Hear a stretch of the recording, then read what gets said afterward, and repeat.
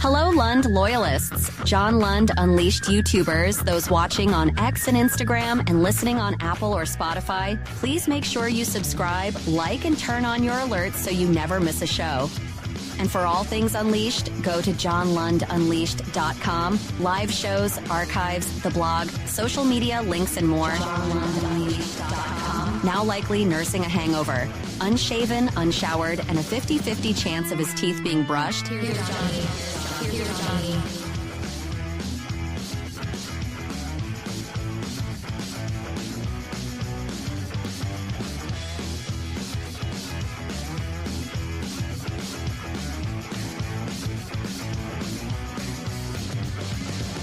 Yes, good morning. It's more than a 50-50 chance. I always brush my teeth. I don't know what she's talking about. Hello. Happy VD. I say that every year. So sophomoric. Thank you so much for hanging out with us. You're in the chat probably, watching on YouTube, John Lund Unleashed. Please subscribe, like, tell all your friends and enemies. Let's make this community massive.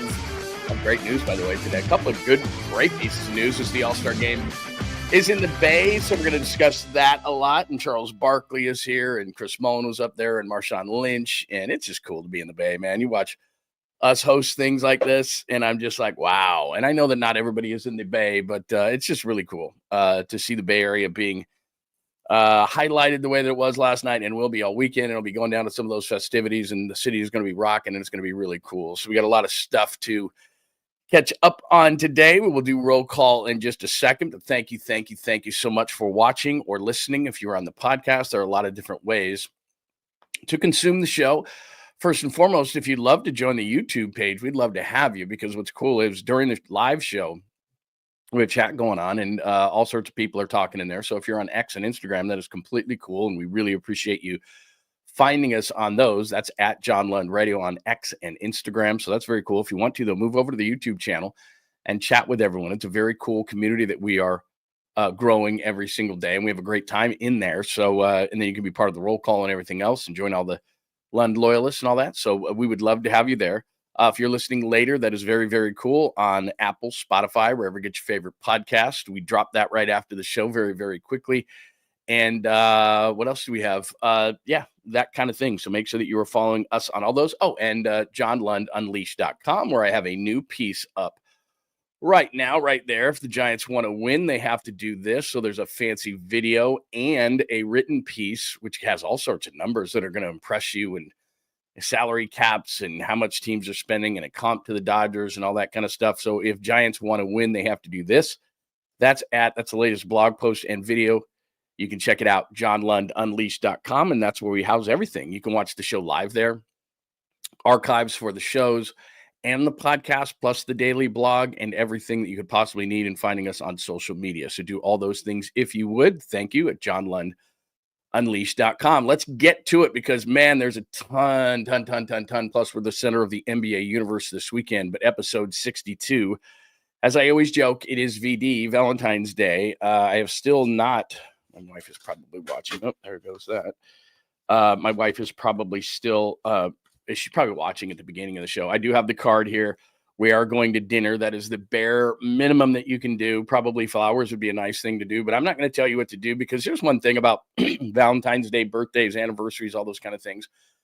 You probably, it depends on a lot of different things. So there's a broad blanket that everybody kind of tries to cover with all of these things before we get to sports and the roll call today, which is, you got to do this, you got to do that. And what I just said is there's a general rule of you probably at least got to do a card. I mean, that's the bare minimum.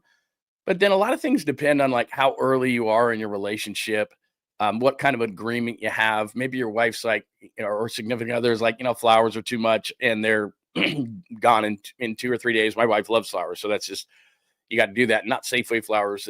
They certainly know the difference. As romantic as the dinner can be is based on your relationship and what you guys like to do. Some people are real into the romance and things like that. And then other people are like, man, I'd rather just have something fun, or I'd rather have something at home, or you just got to kind of read the situation, kind of pay a little bit of attention. So again, I'm not going to tell you how to do Valentine's Day, because it all depends on your relationship, what you like, what you guys like. Some people are totally cool being like at a casual place and having fun, and some people are just like, I'm not going out. I'm not a New Year's Eve person going out. I have always thought of it as amateur hour. I've spent some great New Year's Eves, Vegas, New Orleans. I used to make it a really big deal, and then I started to think to myself, it's, you get older and you think, I don't want to deal with all the stuff that's going to be going on. And so some people are like, absolutely not. I am not playing the game. I'm not playing the Hallmark game of Valentine's Day. I'm not going to go to somewhere to eat. I'm not going to fight the crowds. I'm not going to, I totally respect that if you want to stay home. And then tomorrow night, you could get a reservation wherever the heck you want, and you can celebrate it tomorrow night. Some people are like that. So it's everybody to each their own. To each their own. But what I would say as a general rule is acknowledge the other person. I used to have an attitude on Valentine's Day of like, I treat my significant other great every day. Why would this day be any different? Why would I have to treat my significant other differently today? Because every single day I treat them well. A, that's not true. And B, it's just the way it is. And so, like I said, a card at minimum, flowers would be nice. I've never been like a chocolates person. My wife is like, yeah, don't give me chocolates. And I'm not, she's keto. So, that doesn't work in our house. But anyway, to each their own is my point. Live your life, be you. We talk about that all the time. Ketchup on a hot dog, if you want to do that, not for me. Pineapple on a pizza, cool for you, not for me. But, I don't judge anybody. So know your Valentine's Day and at least acknowledge that person. That's all. Like, I was here late last night into the studio, so I don't like to wake up my wife sometimes. So I slept on the couch, not because of any anger issues. I wasn't in the doghouse, nothing like that. It's just, I just didn't want to bother. It was like 1:30 in the morning. I'm like, I don't want to wake her up. She hadn't been sleeping well, that kind of stuff. So I do that. And then I hear her walk out. And the first thing I think is, oh, it's Valentine's Day. And she beat me to it. She leaned over and said, happy Valentine's Day. I'm like, ah. And then there's her second thing out of her house. So you didn't make me coffee on Valentine's Day? But I did set up the coffee maker. So like last night, I took the old filter out and stuff, put the new coffee in, filled the thing with water. It was ready to go this morning. All she had to do was hit a button. So I thought that was good, but it wasn't good enough. So anyway, we're off to a rocky start maybe on my Valentine's Day, but we'll make it up. I've got stuff and I have plans and all this kind of stuff. So anyway, happy Valentine's Day to you and yours. So that starts us out at VD.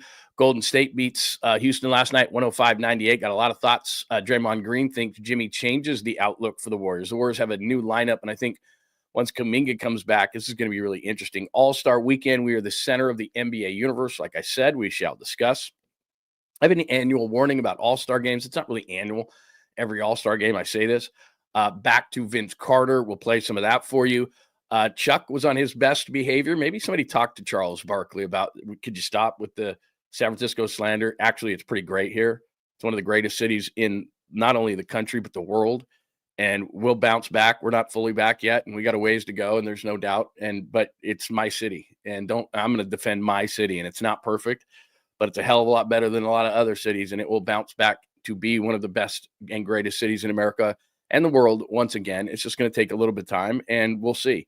But I don't need him ripping my city. It's kind of like I think how A's fans felt about their stadium. Yeah, it's not perfect, but it's ours, and you can't rip it, and you can't come in here and rip it. And that's how I feel about San Francisco. That we got a ways to go as we build the thing back up, but there's a lot of cities in America like that, and I don't know why. And maybe I'm just being sensitive to it that San Francisco has been bashed so much, and other cities in this country have gotten a break. I don't want to go on a tangent. We're not getting political, but I'll defend San Francisco. So we'll get into that as well. Drones, this is just this cool thing that I saw yesterday that somebody posted. 49ers needs no max. 49ers question that I had yesterday. Credit cards, that has to do with that piece that I wrote about the Giants. They are really missing out. I dove a little deep into that whole deferment thing. If you're not doing that, if you're not deferring money in Major League Baseball, you aren't getting it, especially as a major market team as the Giants are, but don't always act like. Random stuff as always, and I got something for you for Mr. T, so we'll do all those things. So, yeah, packed house today as we are 9 minutes into the show, and I hope we get to everything because everybody's going to be like, oh, I got Valentine. I don't know when your Valentine's Day starts, but mine's going to pretty much start right after the show, so we shall see. So, anyway, let's get to it. Just like me, dude. Wife beat me to the happy Valentine's Day this morning, about 15 minutes this morning. So I'm off to a bad day. It's not over. It's just starting, man. We're not even in pregame yet. I mean, you're fine. Just make sure to just, extra special. I know you treat your significant other great every single day, but today is just a day, man. It's just, you got to do it. I didn't make the rules, and it doesn't mean you have to spend a bunch of money on flowers, candy, dinner. It's just people want to be treated, in a great fashion today. Just make them feel great. Remember when you're first dating and you were in that honeymoon period? Just do that for one day. Just one day. I'm not going to tell you what to do, but I kind of just did. But, just one day.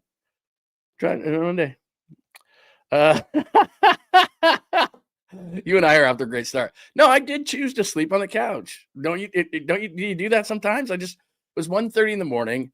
Plus, I got to tell you, our dog, I got to get the roll call here, man. But our dog it probably weighs, if my wife is watching, bring the dog in. Can you bring, our dog's name is Bentley. Oh, Bentley. They named it I told you the story about the tile store. They named it and Bentley, and we just kept it. But the dog it's a 55 to 60 pound dog, depending on the day, but it lays out and it's kind of a long dog. It's not a huge dog, but it's a long dog. And it gets up on our bed. And if one of us is out of the bed, then it just takes over the other spot. Like it's the spouse. And so like, if I go into bed at 1:30, the reason I don't go in there is because this dog is laying on my side, exactly where I sleep, and looks up at me in the middle of the night and is like, sorry, bro, beat you to it. It's, it's kind of like when you run to the car and you're a kid and you're like, I have a sister. And so you yell at your sister, shotgun, shotgun. And that doesn't matter. It's like whoever got there first was getting shotgun. And it was normally her. She's older than me. And she would beat me to the punch and I would sit in the back and sulk, and she got shotgun and there's nothing I could do about it. And it's kind of the same thing with this dog. I mean, this thing just gets there and it's just this big lug. And I know it's only 60 pounds, but it's long and awkward and it won't move. Like I'm trying to push the thing and it just does these grunts. And it's like, heck with it. And then I'm waking her up and it's this big thing and I got to turn on a light and plug in my phone. And by that time, she's just like, man, it's 1:30 in the morning. Leave me alone. Like, can I get some sleep? And so I go on the couch because the dog is just, and I know we can get into a whole debate of whether a dog deserves to be on the bed. We've established it. And so the dang thing is just like, whatever. It's got control of the whole house. Jumps on the couch, comes up on the bed, acts like it's a spouse. So if my wife's not in there, like I could be watching TV, reading or something like that.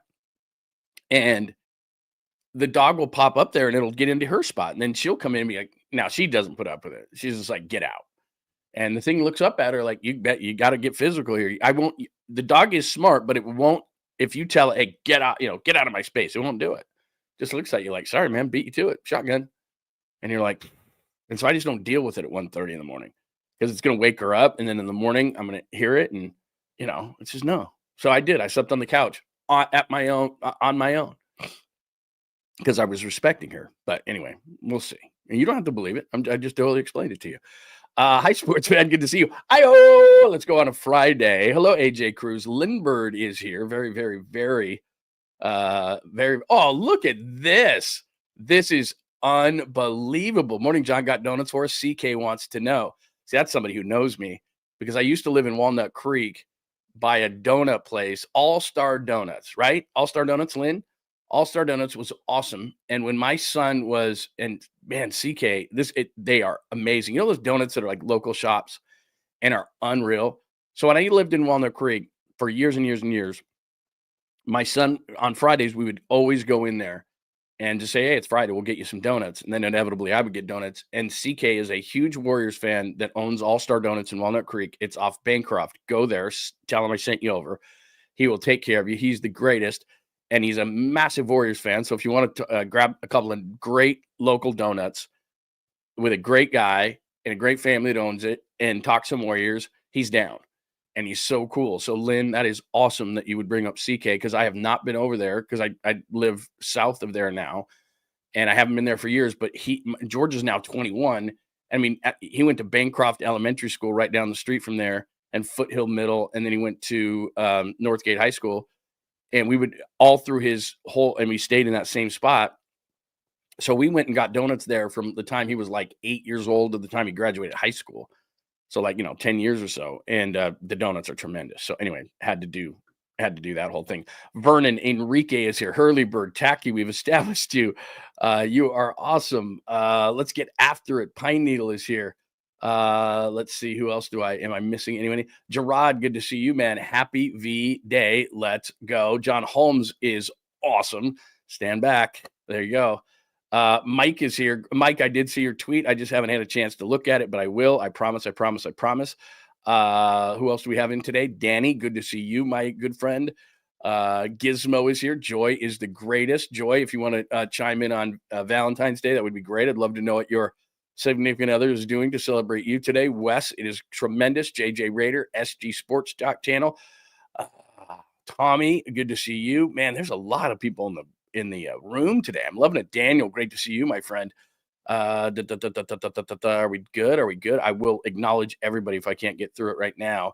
Did I say AJ? Did I say Law of Awe? 49ers faithful. Good morning to you. Got a lot of 49ers news on the show today. So anyway, there you go. There is roll call today. I will get to the rest of people. Bebop Jones, good to see you. I don't know if I've seen you before, but it is great. JP from the 510 is here. So we got a bunch of people in. If you are watching the show later, I acknowledge you. Thank you, thank you, thank you for joining again. Make sure you're hitting us up on the YouTube channel, John Lund Unleashed, and joining, liking, subscribing, johnlundunleashed.com. All right, let's get to it, man. It took us 15 minutes to go through Valentine's Day, why I slept on the couch, and roll call. We got to be quicker. I got to be quicker. I got to be more efficient. All right. Last night, the Warriors 105-98 over Houston.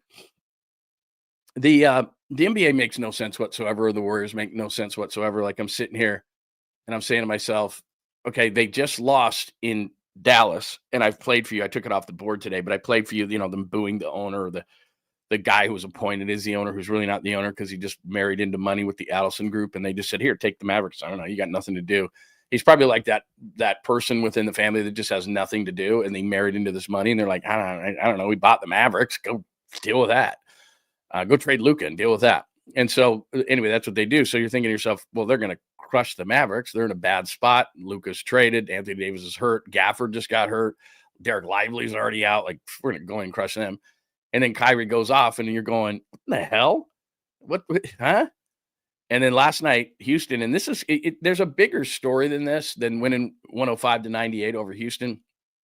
And I don't know where Houston is in terms of, I'm not as versed in them as I am, obviously, the Warriors. I like Amen Thompson. I like Green. I like, Sengun, like I said, is a guy that the Warriors could have taken over Moody, although I really like Moody.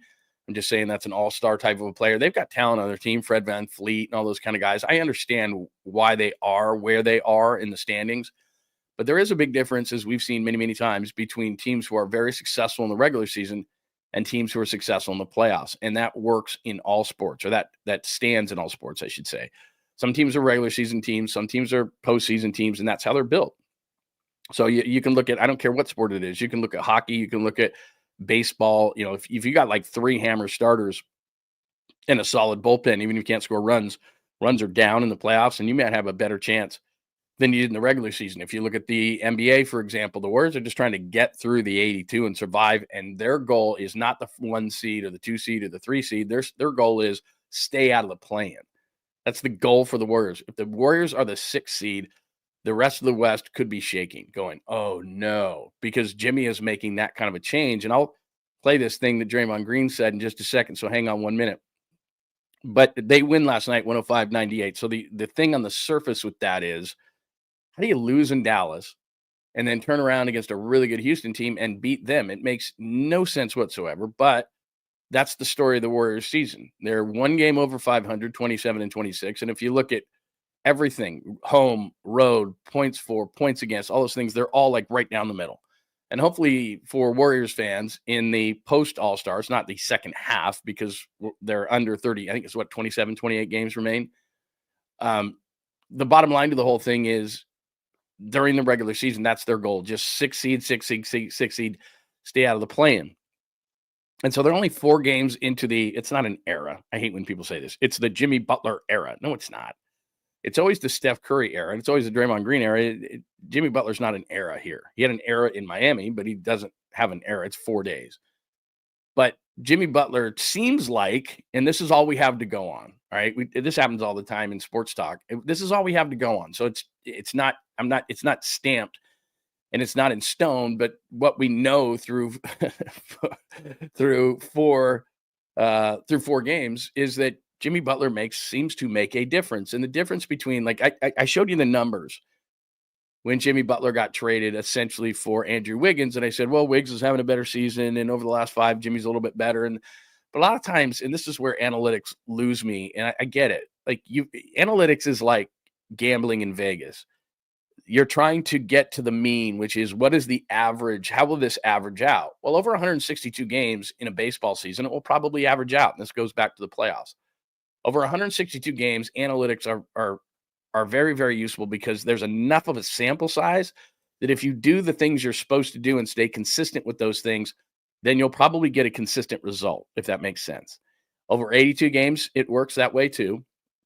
But over a small sample size, which is the playoffs and championships, and Jimmy Butler in this case, 4 games, the analytics don't really work. So I looked at the numbers for Wiggs and I looked at the numbers for Butler and I said, well, geez, they're kind of playing the same, but they couldn't be more different. Now, because Wiggs is kind of a flatliner, and in this season, I got to admit, this season he was much better and more consistent and everything, but he's kind of he's a flatliner. He's kind of got this kind of personality that's not going to grab a room or anything like that. He's a little bit quiet and reserved and an introvert and all those kind of things. But he's a superior athlete. And he can jump out of the gym and he can get hot, but he's hot and cold kind of a thing. Where Jimmy Butler is this guy that runs hot all the time. He makes big plays down the stretch. He announces his presence constantly during the game. He's boisterous. He's loud. He's a leader. He's all these different things. So they're completely different players. I'm not saying that one is better than the other, but Jimmy's a better fit because Steph can do his thing and Jimmy can do his thing, and Draymond, they have this energy together and they're connecting, and it's only 3 games. So I'm not going to overdo this, but he's just a better fit than Wiggins. So we can look at numbers all we want, numbers, but how does a team chemistry wise fit? And that's where, again, it's not fantasy basketball, fantasy baseball, fantasy football, fantasy with your team on a sheet of paper. And they each individually put up numbers for you. It's got to work from a chemistry standpoint. And that's how championships work. So a lot of times you'll scratch your head and you go, how did that team win? Or how does that team win at such a high level? Because there are pieces that fit like a puzzle. And it's not just fantasy stats. So Jimmy Butler down the stretch gives them another option that's going to make big plays on the offensive and defensive end, like Draymond does, like Steph does. And so that's why I'm surprised. I looked at Dallas and I'm like, why were they so, and Jimmy said the same thing after the game. He's like, I don't turn the ball over. I made mistakes. He's still getting to understand. And this is going to be the whole season. That's going to be the whole season for him to get on the same page with these other guys. When you see the continuity of the Warriors, when they were just really screaming good and dominating the league, a lot of it was, okay, the talent is there. There's no question. But they had this chemistry, and then they added Durant to it, and Durant's just so good, it doesn't really matter if you have it or not. But here's the perfect example, I think. I could be wrong because it's the example I'm giving, so maybe it's not perfect. But when teams play Team USA in basketball and on an international stage, and we wonder how, with such a talent deficit for a lot of these teams and so much more talent on Team USA, we always scratch our head and go, why aren't we blowing these teams out by 50? Why aren't we? Because these other teams have been playing for years and years and years and years and years together, and they have a continuity. They know where the other players are going to be. It's kind of, telepathic in a certain way. So the chemistry of those teams can offset a lot of times the talent of our teams at Team USA. So we could lose a game, or a game could be close or something like that, because these other teams have been playing together for much longer. There's a continuity factor that matters. So Jimmy is it's going to take the rest of the season for Jimmy to get that down. So think about it now, as exciting as it is, and they're 3-1 and they're still prone to ups and downs. He's not going to solve everything, but you see now why they wanted him, because you look at it and you say, okay, he and Wiggs can have similar numbers, but there's a major effect that Jimmy Butler has in a game that maybe Wiggins just doesn't. And Wiggins is a better athlete. And at this point, Wiggins is probably a better defender, but they're just different players. Jimmy's not going to jack up threes. Jimmy's going to play within himself. Jimmy's a great playmaker. Jimmy's boisterous and energetic. And it's going to be more difficult for the Warriors to have the ups and downs, because Jimmy demands it and Draymond demands it. And Steph, it's just another alpha in the room that says, look, man, we can't lose tonight. I'm not going to allow it. I'm going to drag us to a win. How many times has Steph just said, get on my back? And Jimmy can do that too. And Draymond needs others around him. He's the ultimate glue player, maybe in the whole history of the league. He's just he's glue. So I'm not saying he can't elevate people or demand more out of people, but Jimmy Butler's just another guy to do that. And then you're starting to see Podziemski. And let me throw this up there too. Let me get to the media stuff to impress you. We already did the cover of the show. There you go. I put the heart up there too. All-Star Weekend in VD2. But you look at the lineup last night, thanks to our good friend Danny Emmerman, who's come on the show before. He's awesome. And if you're not following, he does a great job covering the Warriors, great young guy. And so Bajemski replaced Heald. I've seen enough Heald, man. If he reminds me of if he, let's put it this way, if he's hot, then do a heat check with Buddy early in the game and see if he's hot. And if he's not, he gives you nothing. He doesn't pass, he doesn't defend, he doesn't do anything but shoot. So if he's hot on a given night, fine. But I don't want him to start. I want to bring him off the bench as, a new version of Vinny John, the microwave. And if he's hot and things are rolling, then I'll give him some minutes. And I know that's not normally the way that Steve Kerr wants to do it. He wants to set consistent minutes. I understand that. But you may have to just do something where let's see what Buddy is. But you look at the lineup last night, and I think this could be the lineup, but you minus Moody and you put in Kuminga. So Curry, Podziemski, Butler, Kuminga, Green. And I know Draymond doesn't want to play a ton of five. Sorry, bro. Quentin Post and TJD, that's not good enough when you need to get to the 6th seed. They are in a desperation is too strong of a mode, but no, it's not. No, I just corrected myself on the fly. It is not, because you got to get to the 6th seed. You cannot be the 9 or the 10. And now I know Jimmy Butler got a team in Miami to the NBA Finals from the play-in game, which is phenomenal. But it's just with this age on this team, I just don't see. You can't do it. I don't see it. So if it's Curry, Podziemski, who's playing much better, Butler, Kuminga, and Green, and they're giving Moody a little bit more run, which I've been screaming for years. I don't understand why he gets inconsistent minutes. He has a mature game, doesn't screw up, defends, gets his hands in he's just always in the right place, right time, hits key shots. I'm not saying he's going to be hot every single night, but he's a reliable player, which is what Steve Kerr likes. You know what you're going to get from Moses Moody night to night. And I like that. I like that from an organizational standpoint. I like that from a fan standpoint. Moody plays a mature game that I like. So I don't want him out of the rotation. I just think Kuminga should be the starter. And with that 5, that's a pretty good starting 5. And I'm not overdoing everything, but I think that's a pretty good starting 5. So here's Draymond after the game last night. Do you agree or not with this? He says that Jimmy changes the outlook of the Warriors. What do you think of this? I'd love your opinion. He's arrived as opposed to what it was before he got here. Hold on. He's a franchise changer. He's done that everywhere he's gone, and he is helping revitalize what we got here. The belief amongst this team now that he's arrived as opposed to what it was before he got here, it's night and day. All right, night and day. Now, that may be a little strong, night and day. He's changed things for the better, I'll say that, but that's kind of disrespecting Wiggs in a certain way, and Andrew Wiggins was having a really nice year. Like I said, they're very different players, but he called him a franchise changer. Is that too strong of a statement? Night and day, I think, is a bit much, and remember, Draymond is part of the media, so he is want to maybe go overboard on things, and he's already trying out for his next venture, whether that be TNT, which I'm sure he'll do a ton of this weekend, or ESPN, or whatever entity hires him after he's done playing here in a few years. So he's already in that mode of maybe a little bit over the top, but that's okay. I get it. Franchise changer and night and day were the terms that Draymond Green used there. I'm hesitant to do that through 4 games, but as I told you before, this is all we have to go on. So I can't sit here in front of you every single day on the show and say, we'll see. Hey, you know what? Let's wait on that and see. Hey, man, Jimmy Butler's a Warrior.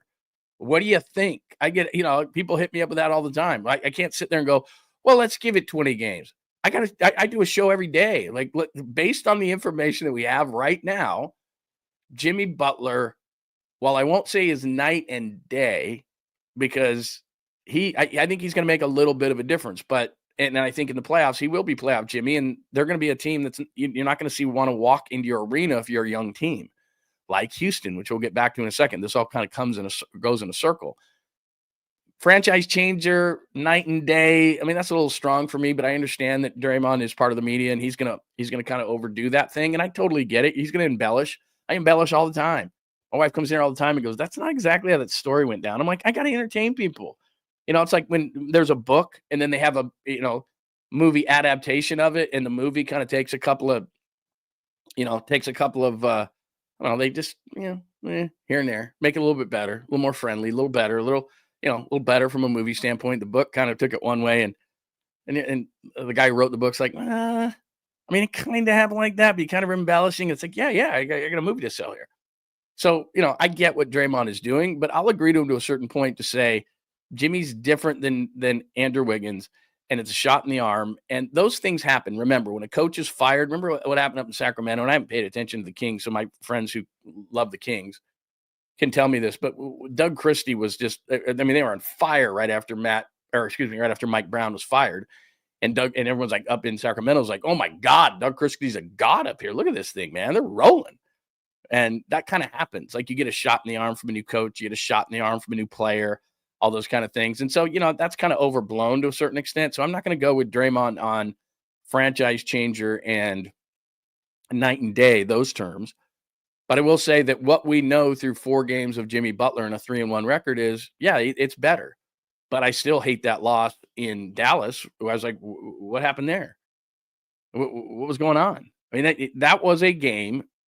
And the worst thing you can say, one of the worst things you could say about an athlete is they weren't prepared, they quit, all that kind of stuff. But there's no other explanation for going into Dallas with a mutiny going on with the fans there, everybody booing the owner, everybody pissed off. Luka's gone, Anthony Davis is gone, Gafford's gone, Lively's gone. Like there's you can't lose that game.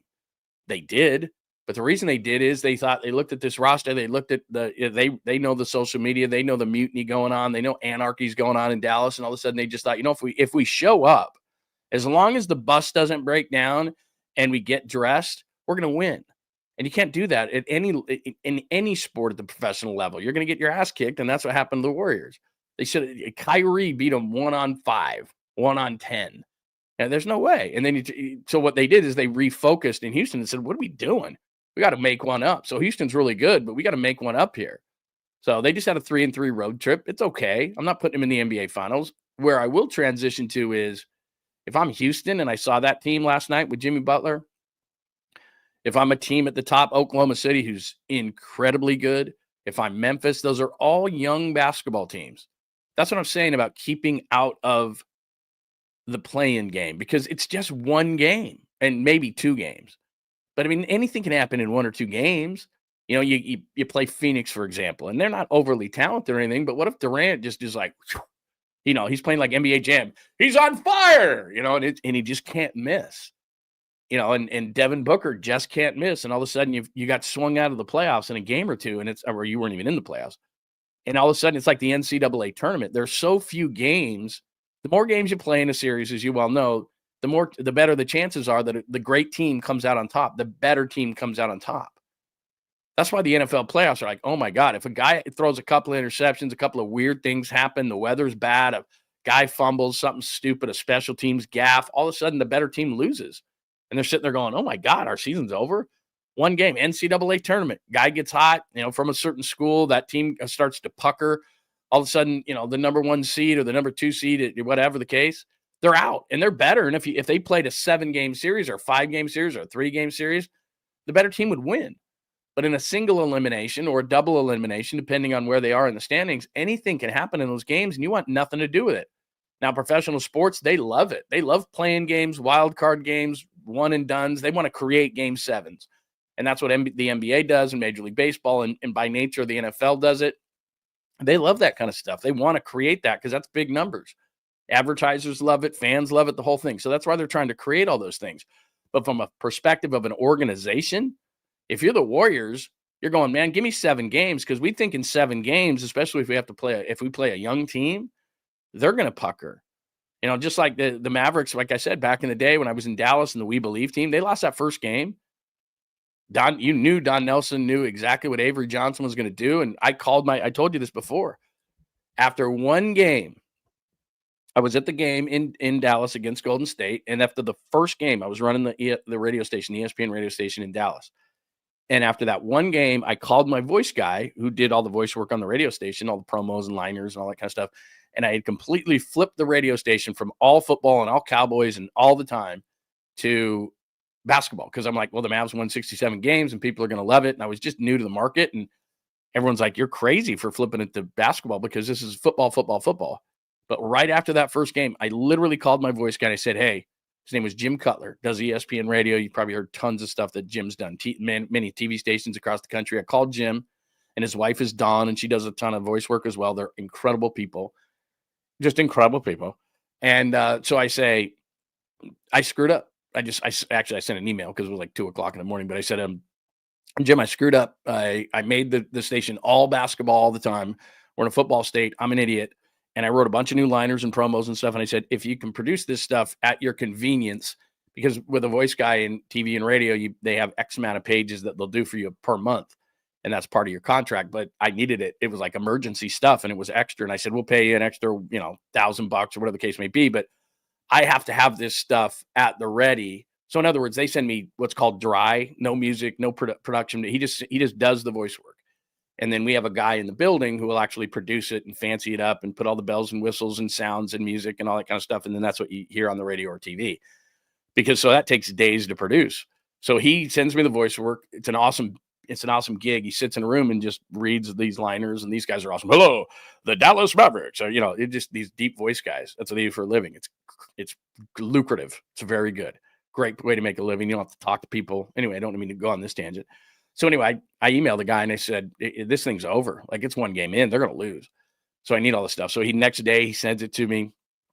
I get it to my guy and we change everything up. So that's what I'm talking about with the reason I'm talking about this is the Warriors as a 6 seed staying out of the play-in games and, getting surprised by somebody who gets red hot and being, sitting around and we're going, what the hell was that? Season's over? Versus being a 6 seed and maybe playing a 3 seed like Houston or Memphis or a young team like that who's going, we going to play who? Jimmy Butler, Steph Curry, and Draymond Green are walking in here. And I'm not saying they're a better regular season team than those teams. They're not. Those teams are at, lots of players in their prime, young guys. They want to win as many games as they can. They're trying to prove that they belong. Remember that when the Warriors had to do that? We're going to win 73. We're going to win in the high 60s. They don't care. Just get us in the 6. Give us the 6 seed, and we can win it from there. So the 6-3 is like Houston, and then after that, it's Memphis. And there's 2 young teams that you might be able to beat. Now, maybe I'm being overly optimistic, but I'm just trying to explain that these teams who are really, really young and have not been through it, and the Warriors have, and then you add a Jimmy Butler who's been through it, and all of a sudden you're going, damn, I don't want to see them walking in the building. Now, OKC is probably a different animal, and there are a couple of veteran teams out there. I mean, Denver's a different animal. Denver's not going to be intimidated by this Warriors team in any way, shape, or form. And I think Jamal Murray had, 55 the other night. So, I'd like to stay away from Denver, OKC, those kind of things. But Houston and Memphis, those teams are going to be like, damn, we don't want these guys walking in. So that's the whole point of this whole exercise, which is the outlook. And I have that on the chalkboard right there. After Golden State 105, Houston 98, the Jimmy outlook. I think things may have changed, but we are 4 games into this thing. They're 3-1, and there could be some more Dallas games on the horizon where you scratch your head and you said, I thought Jimmy was supposed to bring energy and leadership and accountability and all these different things. What the hell's going on? So who knows? Maybe I'm 100% wrong in that assessment. But so far, what we know, well, I won't go so far as to say what Draymond did, which let me use those terms. What are those terms again that he used? Franchise changer. Yeah. He's done that everywhere he's gone, and he is helping revitalize what we got here, the belief amongst his team now that he's arrived as opposed to what it was before he got here. It's night and day. See, I'm not going to go that far. I'll give Jimmy credit. It's cool. He brings a different element that Wiggins didn't, that goes beyond numbers and analytics, the energy, the accountability, all those kind of things. Been there, done that, as he said. But I'll stop short through 4 games of saying franchise changer and night and day. I won't use those terms because I think that's a little much. But are they better with Jimmy Butler? Does he fit them better than what Andrew Wiggins did, regardless of what the numbers say? Yeah, we can say that through 4 games, and we'll see. We'll see. But I think that's a fair assessment. But he's a little strong in his comments to me, but I could be wrong. All right, what do you think of that? Let's see. The new chat. Oh, we're talking about that? Oh, yeah. Chat GPT. I got that. I overdid that when I first started doing the show. I was having to do, renders and artist stuff, and I didn't. I pulled back a little bit on that, but I do like it. Let's see, what else do we got? John. Let's see here. Harlan. Look at somebody giving Harlan the love. I got a great Harlan story for you. So I wouldn't say that Harlan and I are close, but we acknowledge each other, and he's a great guy. And because of Greg, I got to know Kevin Harlan a little bit. And so Harlan met my son, George. I wish I had the picture, but I don't have it in my stuff today. But Harlan met George at the Super Bowl in Arizona, and he is such a nice guy. This is not fake. I mean, he's such a genuine guy that George was a freshman at that point. at Arizona State, living in the dorms just down the street of where the Super Bowl was in Phoenix. And he says, "Hey, George, when you get your stuff together, send me some samples. I'll take a listen to it." I mean, he's the greatest guy ever. My son was like, "Oh my God." And they took a picture, and it's now he's the father that I never was. So anyway, that happens a lot to me. But anyway, I digress. And then at the Super Bowl, as we know, because George was on the show and doing all those updates for us, he sees Kevin Harlan at the Super Bowl in Nolens, and he goes to say something to Harlan, and this is amazing. Harlan knows a million people. Right away goes, "George remembers my kid's name from," my son's now a junior, so over 2 years ago. He meets millions of people all the time, probably give him all sorts of adulation. "Oh, Kevin, you're the greatest. We love you. We love you. We love you." My son reaches his hands out, and he knows right away who he is. I'm just like, what in the what? He's the greatest. Speaking of New Orleans, great story about Kevin Harlan. So he had done, this is Super Bowl 47 in New Orleans. Greg and I are doing the show, and it's a Friday. And it's bananas, crazy like it always is in New Orleans. And Harlan is so cool that he had done a Warriors game, and this is right in the middle of the height of the Warriors. He does a Warriors game on the West Coast on Thursday night, and he does Westwood One. He does the Super Bowl on Westwood One radio nationally.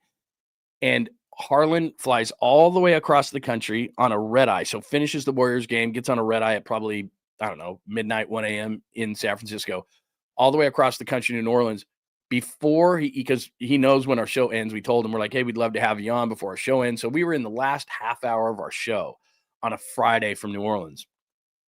And Harlan is so cool that before he even went to his hotel, remember, right off a red eye, didn't go to his hotel, didn't stop to eat, didn't get a beignet, didn't get jambalaya, didn't nothing, didn't get a hurricane, didn't stop at Patty O'Brien's, didn't go to Bourbon Street, didn't go to Frenchman Street, none of those things.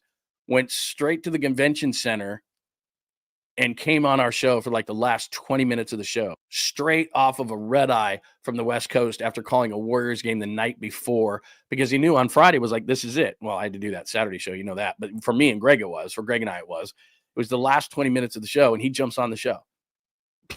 Who does that? No one. No one does that. He's the greatest. So anyway, that sent me on a tangent for Kevin Harlan. But yeah, he's the truth, man. He's a real deal. What's he gonna do? I can't remember who he's in negotiations with, because TNT is losing the NBA. I can't believe that they would lose Harlan. I did read somewhere where he's gonna go somewhere, right? Is that true? I think it is. Anyway. What else is going on with everybody? I'm just double checking to make sure I'm not missing anything. I don't know if he has the best damn hair, because he got it from me, and that's a good point, because he does have crazy hair. And by the way, I'll pull one of these up. His hair has mellowed out. He's had a weird hair life. It was this floppy thing for like the first probably 12 years of his life, that his mom convinced him to get a haircut, and it was really short, and he hated that. And then he grew it out again, and then it got poofy, and it's it's Podjemski-like, I guess is what I'd call it now, but it's a lot more calm than it used to be. Like if you're like, "Hey man," he'd come back from college, and I'd be like, "Can you cut that hair? Like, I'll get you a haircut, man." He's like, "Nope." And he just wanted it, and it didn't, his hair doesn't go down, it grows out. It's one of those things. And it was just so poofy. And it was like, and at some point, this with your kid, it's like, I can't tell them how to cut their hair. Like, I'm not, they're not a child. So my mom this is a true story. My mom used to cut my hair, and they didn't even have Flobies back then, where you just put that thing in your hair and it would have some semblance of what it was doing. My mom would literally bring out the old rusty scissors, sit me down, wet my hair, and be like, "That's it. Like, there's your haircut." And I was like, "Oh, come on, Mom." And back in those days, you couldn't wear a hat to school. Can't wear it. No. Like, they'd be like, "No hats." Like, you couldn't wear a hat to school. Are you insane? Like, I grew up in an era was like, "We got to see your hair. Like, let's go." I had a really bad hair life. I grew up in Southern California, and I told you this. My mom would do two things in the summertime. She didn't want us around. Like, sitting in the house, messing with your phone, being on an iPad, shutting your door, not acceptable. So if we weren't in some camp that was weird and smelled funny, she would either drop us off at the beach at like 10 o'clock in the morning and come back at 4 o'clock. And remember, there was no sunscreen back then. So I've had lip cancer. I had squamous cell surgery on my bottom lip, and I never smoked and never chewed or anything like that my whole life, but I had cancer and had to have my bottom lip rebuilt because I have fair skin. And my mom was like, here's go to the beach. Here's a bottle of baby oil. I mean, just fry in the sun. So I would be fried for school pictures. I'd be fried like a lobster. And then we if she didn't drop us off at the beach, she would drop us off at the local pool. So then my hair was white, and then had green streaks in it from the chlorine. So here I am for probably 5 or 6 years, at least all through elementary school and probably into 6th grade. And my school picture every single year was this lobster-faced kid with green stripes in his hair. And I wasn't even trying to be like rebellious or anything. That's just the way I looked. It was a bad look. It was a bad look. I need coffee too, but my wife is mad at me and there's no way she's bringing me coffee today. No chance. Did you make coffee at least for Valentine's Day? I set it up. She just looked at me. Setting it up is not making my coffee. Because she's got a certain way that she likes her coffee. She has this thing that it's in the certain mug with 3 sweeteners, but it's a certain sweetener and it's a certain amount of Coffee Mate or coffee, not the powdery kind, but it's like a sugar-free Coffee Mate thing. And then our coffee maker has this thing that comes out and mixes everything together, and then you got to put it in the microwave for like 20 seconds because you put so much stuff in it. And then I think she might put some simple syrup in it, which is just sugar water. And it's got to be at a certain temperature, and whatever. Oh, and then then separately, because our coffee maker has an espresso on it, and then a shot of espresso in the coffee too. Like she likes to so it takes a minute. It takes a minute. And you know me, I don't mean to be late to the show, but it's like I don't have 10 minutes to make your coffee. Like it's a 10-minute coffee make. It's extravagant. No, I do put it on a timer. I normally put it on a timer. I do. That's on me. You're right. I'm making excuses and you caught me. That's a solid point. Good morning, Christopher. Good to see you, my friend, as we get you into the roll call as well. All right, where the heck are we? I've got on so many tangents. We're already down to random. We're not down to random, but I've probably given how many stories? Coffee, Valentine's Day, Harlan, hair, pictures growing up. My God, 47 minutes into the show and like tangent after random. Hello, let's get going.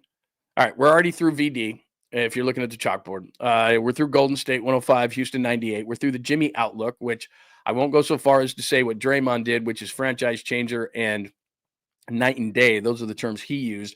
I'll say off to a really nice start and encouraging. And I would think that Houston and Memphis don't want to see them. And if they could get to the 6th seed, things could get interesting. That's what I'll say. But they could also be ugly if they stay in the play-in and somebody gets hot from the Suns or, from the Lakers or somebody like that. And all of a sudden you're out, bad matchup. You get a bad matchup and all of a sudden you're out. So look, this thing could go a lot of different ways. Good morning, Franco. Very nice to see you. Lund. Good to see you, friend. All right. So we're through that. Warriors lineup. Let me get to All-Star Weekend because let me play this. I don't know if YouTube's going to ding me for this or what, but let me get to All-Star Weekend because, man, there's a lot of cool stuff. And I love being the center of the universe. I don't know about you, but I think this is really cool. This is the wrong thing. I have these labeled incorrectly, but I think I got this down. I love being the center of the universe. I love All-Star games being in my town. I love getting in the middle of it. I love going down there. I don't care about the traffic and everything. A lot of people are like, I wouldn't go down there. And it doesn't happen very often. I mean, the last time the All-Star game was in the Bay Area was 2000 and Vince Carter was dunking and he turned into this star. I mean, it's 25 years ago. So to have it here is really cool. I love it. I think it's really cool. And I want to be part of the festivities and check it out and all that kind of stuff. But my annual warning, which is on the chalkboard right below it, please take the All-Star game for what it's worth. Is it going to be a deep? They're so worried about it. They're changing all these things. They're doing all these. It's a tournament this weekend. I don't even know what the hell it is, but they're going to change it. And they're always trying to tweak it and change it and do all these things. But here's the bottom line, okay? Unless you're going to give these guys like, I don't know, even $1 million, because think about it. Steph Curry makes, just on the basketball side of things, $50 million a year. So he makes about $500,000 to play in any game. Plus he's got all these endorsements off the court. And so I don't know what Steph makes, 60, 70, $80 million. So that's the equivalent of like $1 million a game. So if you gave him, let's say you just said, okay, we want him to care. We'll give him $1 million to participate in everything over the weekend. I just don't know that they'd have the intensity because the All-Star game is the All-Star game. It's like we all are. It's a mini vacation for these guys. They want to relax. And I understand they're playing basketball and it's a kid's game for King's ransom and all those kind of things. But the reality of it is that they need a break. They're tired, man. And they don't want to go all NBA finals intensity. They don't want to do that. They want to come and see their friends and shake some hands and kiss some babies. It's a mini vacation for everybody. They want to have fun. Now, Steph is going to be the ultimate ambassador this weekend because that's who Steph is. So Steph will be more tired after this weekend than ever. Probably Draymond Green's going to flap his gums so much on TNT that he's going to probably do the same thing. Like, some of these guys are going to be tired because it's the Bay Area and they want to show out. And so that's what Steph Curry is going to do. But to ask these guys to have NBA Finals intensity is stupid. And they're not going to. And they're not going to play defense. And it's going to be like the Harlem Globetrotters and just deal with it. I mean, again, I always use this analogy when it comes to All-Star games, and I hope it works. And I don't want to sound preachy. But just walk in like it's an Adam Sandler movie and you're just, hit yourself over the head with a hammer. It's not going to be an award-winning performance. It's not going to be finals intensity. It's not going to be playoff intensity. It's not going to be regular season intensity. It's not going to be preseason basketball intensity. Like, it's just they want to enjoy their time and not exert too much energy and shake hands and kiss babies and catch up with everybody and all that kind of stuff. Let them do it. And then from a fan standpoint, all the complaining about who's not here, this, that, and the other, just cares. Just have fun and enjoy the athletes and enjoy the just how freaky crazy these guys are and so good at their craft and all these kind of things, and just enjoy it. And hopefully, and my big takeaway from this whole weekend, hopefully, is people see that San Francisco's great. I love it. I'm sorry. I'm going to defend the city, and I know it's not perfect, and I know it hasn't bounced back, and I know all the issues, and my car's been broken into 1,000,000 times, and on and on and on and on and on, and crooked this and wrong that, and homeless and whatever. I mean, the city has a lot of issues. So does New York, so does LA, so does Chicago, so does Philly, so does Houston, for some reason we get singled out. And I don't understand it. I feel that way. Maybe I'm wrong, but I feel like we get singled out as a city as we're the shining example of what's wrong with America or what's wrong with major cities or whatever the case may be. And we are not getting political on the show because we don't. But the one thing I'll say is, I'm going to play this Charles Barkley thing because it's hilarious, is if I'm TNT, and look, I don't want to censor these guys because I don't want to be censored. I love this forum because I don't work for the Warriors or the Giants or the Niners or this team or that team, and I can say whatever I want. Not whatever I want, but, because we have sponsors on the show and everything else. But for a large majority, I can, they trust me for some reason, and I can say a lot of the things that I want to say on this stage that I maybe couldn't say because there's a lot of different things between sponsors and team and trying to, teams that you have on your air and being those kind of things and being a good partner and blah, blah, blah, blah, blah. So that kind of stuff, so there's limitations in what you can say or do. And I don't want to muzzle anybody because I've been doing this for almost 30 years and I like having as much freedom of speech as I can possibly have. So I'm not asking to muzzle Charles Barkley, but I certainly, if I was the Warriors and I was the NBA, would say to him, man, can you not? Because even though Charles Barkley years and years and years ago, if you remember the commercial that said, I am not a role model. And while I believe that, it's just the way that it is. So people believe what Charles Barkley says. He even does like CNN and political talk and everything. And while I find it comical because he hardly knows the NBA, even though he played it at a really high level, he doesn't pay attention all that much. And I'm fine with it. I love the show. It's funny. It's one of my favorites. It's one of the best studio sports shows of all time. I'm not saying it's not. But when he goes on the tangents, as much as I love Charles and I subscribe to the theory of Charles being Charles, and I like that he can say whatever he wants to say, but I'm not down with the whole bashing of San Francisco constantly. And where it started from was the whole pretty jump shooting team, and he never came around to the Warriors, and he would never change his opinion on it. And finally, he was just forced to because they were so damn good that he just went, okay, that's the way of the NBA. But he played in the era of, the big guy's going to post up and all those kind of things. And it wasn't 3-point shooting, and it wasn't the Wild West, and it wasn't. So it takes a long time for those guys to come around. But because he's around the game in the way that he is, and a lot of these other guys who were stuck in the past, in my era, we dumped it down to the center and whatever. Like, things evolve, things change. Steph did it, wham, wham, wham. But he came around to it, and I think at some point respected the Warriors. But this whole thing of, he's never gotten over that fact, so he wants to bash the city when, he played in major cities. He lives in Phoenix. Phoenix has problems. Philly had problems when he was there. Houston had problems when he was there. I mean, all the major cities do. So all I'm saying, without being overly political, and I don't want to go down that road, is I don't want to hear him bash San Francisco all weekend because people take what he says to heart. And that's just how it is. I know you're not a role model. And a lot of things you say about the NBA is completely inaccurate. And I'm fine with it. It's funny that you don't know players and you can't pronounce names and you don't really know what's going on and what guys with what team and everything. And he gets by not on watching the game, but understanding it at such a high level because he played it at a high level. So he can explain things without even watching it because he knows the game. He knows more about basketball than I'll ever know in like the tip of his pinky finger because he played the game and grew up in the game and understands the politics of the game and everything that goes on. So if he watches 5 minutes of a basketball game and then looks at the box score, he's going to be able to analyze it better than most of us if we sit there with a fine-tooth comb and break it down and watch it game after game and go to every practice and every shoot around and everything. Barkley is going to be able to, in 5 minutes of watching a game and looking at a box score, be able to analyze it better. And that's what he does. He doesn't look at it intricately. He doesn't follow the league like that. He just, there are a lot of guys who do, but he just, he's not married to it. He's an entertainer more than anything else. And I'm totally cool with it.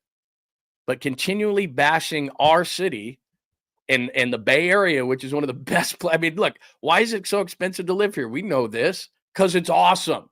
Because we can go to wine country, the city, the beach, the tech, on and on, food, restaurants. It's unbelievable. And that's what the city that's not what it used to be, but is trying to get back there. So I'm just saying, man, if I'm the league and if I'm TNT, like, dude, say what you want, but can you just not bash the city this weekend? Just not this weekend, And it's hard to do that to people because like I said, I know I'm going to go on a short tangent, but I had a guy when I was running an ESPN radio station in Pittsburgh at the beginning of my career. And you probably know who he is. Hey, Antonio, what's going on? His name was Mark Madden, and Mark was a great guy and a super talent. You've probably heard of him, but what I would do is, he would say all these things. And like I said, you didn't want to lose advertisers because they're so hard to get. So the example was, I think he used to drink, he liked Coors Light, but we got a Bud Light sponsorship for his show. And he told me, he came into my office, he goes, I hate Bud Light, man. This is a bad fit. And I'm like, bro, they're spending a lot of money. So I said, you don't have to embrace Bud Light. But I said, when there's reads, just read the Bud Light thing and just don't comment. You don't have to say, I love Bud Light. You don't have to go overboard. But if there's a read in that certain segment that says, the Mark Madden Show, hey, brought to you by our good friends at Bud Light, just stop. Just stop right there. You don't have to say that it's great. You don't have to go overboard. You don't have to do anything like that. All right. And Bud Light, and this is back in, God, when was I there? My son was born there, actually. This is like in 2003 or something like that, 2002. I think it was 2002. And so that's a long time ago, 23 years ago. So, they were paying probably in a market like Pittsburgh, it's a lot of money. They were probably paying a couple $100,000 to be a major sponsor on our radio station owned by ESPN. So I talked to Mark, and he's like, cool. He goes on the very next segment. There's a Bud Light read. I have it on in my office, and Mark comes into the segment, and he goes, and he had massive ratings. This is why. It's the whole thing about, if you're great, then you can get away with a lot more. Like if he had been some scrub doing a night show that had no ratings, I'd be like, sorry, bro, you're out. But Mark had double-digit ratings. People loved him. They hung on everything he said. He said crazy stuff, which actually got us great ratings. And so in this situation, I just said, just please don't bash Bud Light. He was a big Coors Light guy.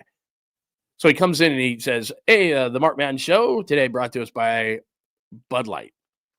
And then he paused for a minute and he goes, Bud Light tastes like piss. It just goes on this whole tangent about how Bud Light tasted like piss and Coors Light was better. And of course, my phone is ringing like crazy and the sales manager's mad and the sales rep is mad and Bud Light wants to cancel. And I go, Mark, I love you, man, but, we're going to cancel a $200,000 annual buy because you just couldn't shut up. Like, what are you doing? And Barkley's the same kind of a guy, super talented, big ratings. Everybody loves him, great personality. Doesn't matter if he doesn't follow basketball like a lot of people. He's an entertainer, and that's a great show. And part of his appeal is, I don't know what the hell Chuck's going to say. No one can contain Chuck. He's a wild horse. He's crazy. But when it comes to sponsorships, man, and San Francisco basically is sponsoring this weekend. It's supposed to put San Francisco and the Bay Area on the pedestal that it deserves. The Bay Area is awesome. If it wasn't, why do so many people live here? Why do so many people put up with all the things that we have to put up with, especially financially and traffic and all the different things, and we won't leave? because we love it, because it's great. Believe me, having lived in a lot of other cities in my career, all cities aren't great, and I couldn't wait to get out of there. Hello, Detroit. Like, it's just no way. Like, I am good. I'm ready to go. Like, it's cool. Like, I'll go. I'll leave. It's fine. So, not to go off on a tangent, but we'll see what happens this weekend, and I'll be interested to see what happens this weekend, because if he doesn't say anything, and that's all. My point in telling that whole story was I just told Mark, just don't say anything. You don't have to say that the product is great beyond just reading it. Just don't bash it. Don't bash it. And that's all they're saying to Charles is, look, just don't bring up. So if he doesn't bring up San Francisco because he has he just doesn't like it here for some reason, and I find it to be ridiculous. But I think it goes back to, okay, the jump shooting thing, and he got a bunch of grief here, and so now he's going to rip it.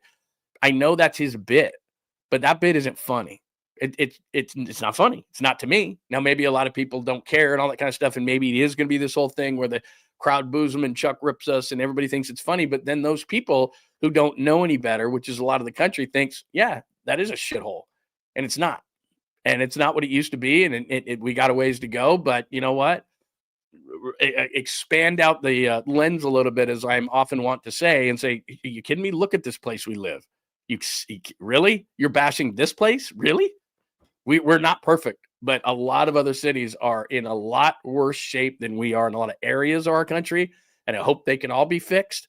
I'm not saying, I'm not bashing someone to elevate our area, to elevate the Bay Area or San Francisco. There's a lot of issues. We have a lot of issues. I'm not denying any of those kind of things, but all major cities do. So that's all I'm saying. I'm off the soapbox now. Don't rip our city. Oh, let me play Chuck. This is hilarious. So this was last night, and Mully, who's the greatest. Mully works out at my gym, by the way. I'd like to go to the gym sometime. If I would see him if I actually went, but I would never bother Mully. So anyway, Mully's in great shape. Oh my gosh. But anyway, I digress. Last night, Mully joined the guys on TNT and tells a hilarious story. And I know you know this as a Warriors fan, but early in the season, Chris Webber had a dunk on Charles Barkley in the year that in the playoffs he scored 56. And Mully was there to talk about it with the guys on TNT. It's hilarious. Take a watch and a listen. And it was payback. With my permission. That's incredible. I mean, what a great story. And like I said, man, it was like, okay, I'm going to put this in the back of my mind. I'm going to score 56 on you in the playoffs. And it's just incredible. So, look, I think it's great they're here. And I'm not bashing. And by the way, I want to illustrate something about the show if you're new in here. I love differing opinions. I love differing opinions, because I say this all the time, but I want to make sure that I do again and again and again. I don't think I know everything or anything. All right. That's how I approach this whole thing. So Taylor says to me, relax, Len, San Francisco is beautiful, but your liberal reputation does your city no favors. Portland is the same thing. Beautiful city with liberal label. Liberal equals poop city, conservative Dallas. I'm in no way making this political. This is not political. This is not liberal. This is not conservative. I hate politics and I hate talking about them. And I learned a long time ago that you don't talk about them on sports radio. I'm not liberal. I'm common sense. I'm not liberal. I'm defending where I live, which a lot of people would do. It's not that. I'm not saying the city is perfect. I'm just asking for in a weekend that is supposed to celebrate this area, to not have somebody with influence bash it constantly, because it's just not fair. And life ain't fair. I get it. But I'm not political. And what I'm saying about the San Francisco is not political. It's not at all. And Taylor, I completely respect your opinion. I really do. And I can't tell you how much I appreciate the fact that you would come in and say, hey man, here's my opinion. I dig it. Like, I really do. And I really appreciate it. And I'm not bashing you in any way, shape, or form. Thank you for and I'm glad you're part of the community, and I'm really happy that you brought your opinion to the table, because I love it. I love this kind of discourse and back and forth. I'm not making this political. It's not. I'm simply saying that I've lived in the Bay Area for almost 15 years. I lived in Dallas. I lived in Detroit. I lived in Salt Lake City. Talk about conservative. I lived in Pittsburgh, where my son was born. I lived in Portland, Oregon, and saw, a lot of weird stuff there.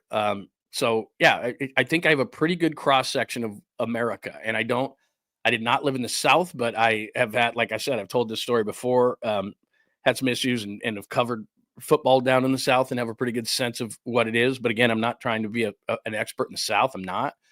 So I have a pretty decent cross section of living different places, and it's one of the reasons why, although I would never do that again, I would never go all over the country again. I'm glad that I did, because it shapes my viewpoint from a sports standpoint, because that's what I do. I do sports. And so I really enjoy understanding of the hardcore fan base and what we are in San Francisco, which I think is the best sports city on the West Coast. We have a great passion, but we also keep sports in perspective. So this is not political, because I'm not political. I'm not.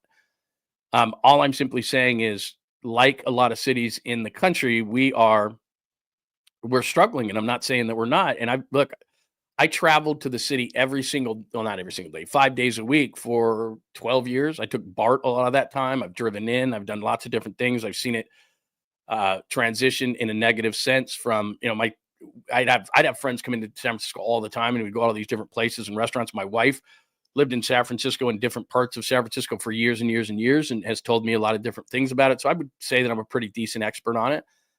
But then you expand it out to the Bay Area, and I love it here. Having lived in a lot of major cities in the country in my life, I love it here. And so, like anyone, all I'm simply doing is defending my city against someone who I don't think fully understands what the city is, who's never lived here, who's never spent an appreciable amount of time here, other than probably being chauffeured from restaurant to restaurant and great place to great place. And I understand we have issues, and I don't want to make the show about this today. And so this is the final time I'm going to address it. I'm defending where I live, because I know what it's like to live in other places. And again, I'm not trying to bash other places to elevate the Bay Area or San Francisco. I'm not. I'm just simply saying that I believe that at some point it's going to bounce back. I understand that it's not perfect, but that's the microcosm of the country that we live in. That's all I'm saying. It's not political. That's all. Soapbox over. All right. So we went to Chuck. Oh, let me play this drones thing for you, man. What a transition this is. I don't fully understand the whole drones thing and all that kind of stuff, but this is incredible. All right. This is incredible. So this is over. See, again, this is something that's great about San Francisco, the water, the Bay Bridge, the Golden Gate Bridge, all this kind of stuff. So I don't know how they did this, but this was part of All-Star Weekend. They did this with drones over the Bay Bridge. So check this out. This is really cool. Oh, wait a minute. This might be the end of it. Yeah, that's the end of it. Hold on. I do this all the time. There we go. Check this out. So like I said, and thanks to Nick for this, for All-Star Weekend, Jordan Brand has 1,200 drones taking off from Treasure Island to create the Jumpman Air Jordan 1 and number 23 over the Bay Bridge. So those are drones. I have no idea, computer generated, whatever the case may be. If I was on the Bay Bridge at that point, the Bay Bridge is so disgusting. Look at San Francisco. It's terrible. But I mean, how cool is that? I don't know how that works. I have no idea. I'd like to say I'm fairly technologically savvy, but I mean, those are drones that make that. Now, somebody's probably got more information than me on this kind of a thing, but I just want to start that all over again, just because that is so cool. Like they make the shoe and then it transitions into a 23. Like what? I mean, that's cool. I mean, that is really cool. And the Bay Bridge is pretty cool.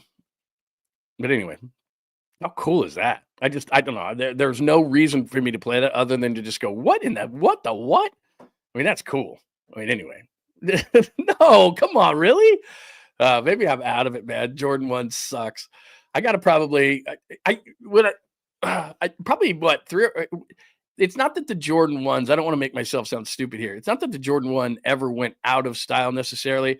But about what was it? Probably 5 years ago, it just came back roaring in style. I don't know how it did, but it's just now everybody wore them for it was always in style. Then I don't know that it dipped. I wouldn't say that. Maybe it did a little bit. And then all of a sudden it just came back with a bang. And during that time, I was a sheep and I probably bought like 3 or 4 pairs. I don't have any high top ones. I bought the low top ones or the mid or whatever the heck you call them. And I wore them all the time. And now I'm kind of out of that phase again. But Jordan 1s are great, but I could be wrong. Again, I'm a true believer in this. Everybody gets their own opinion, and it's fine. If you hate them, I'm totally cool with that. But I'm just saying, like for a little while there, I was like, man, those things are incredible. But if you say they suck, you can say they suck. I don't know why they suck. Like I wouldn't play I don't know that I'd play basketball in them or anything like that. But what was the movie what was it called with Matthew Damon and Matt Damon and Ben Affleck in it? Ben Affleck did a pretty good, and I'm not a huge Ben Affleck guy. He did a pretty good Phil Knight. Phil Knight's a trip, man. That's another play. When I lived in Portland, I covered the Oregon Ducks, And he would be sitting right next to Chip Kelly during the press conferences. I mean, talk about a team that should win every year. I mean, Phil Knight's just like, what do you need? The locker rooms and the facilities at Oregon, oh my God, it's ridiculous. It's unreal. All right, so we went to drones. This is where we are in episode 62. Thank you so much for joining us on a happy Valentine's Friday edition of the show. So we're at episode 62. VD, we discussed.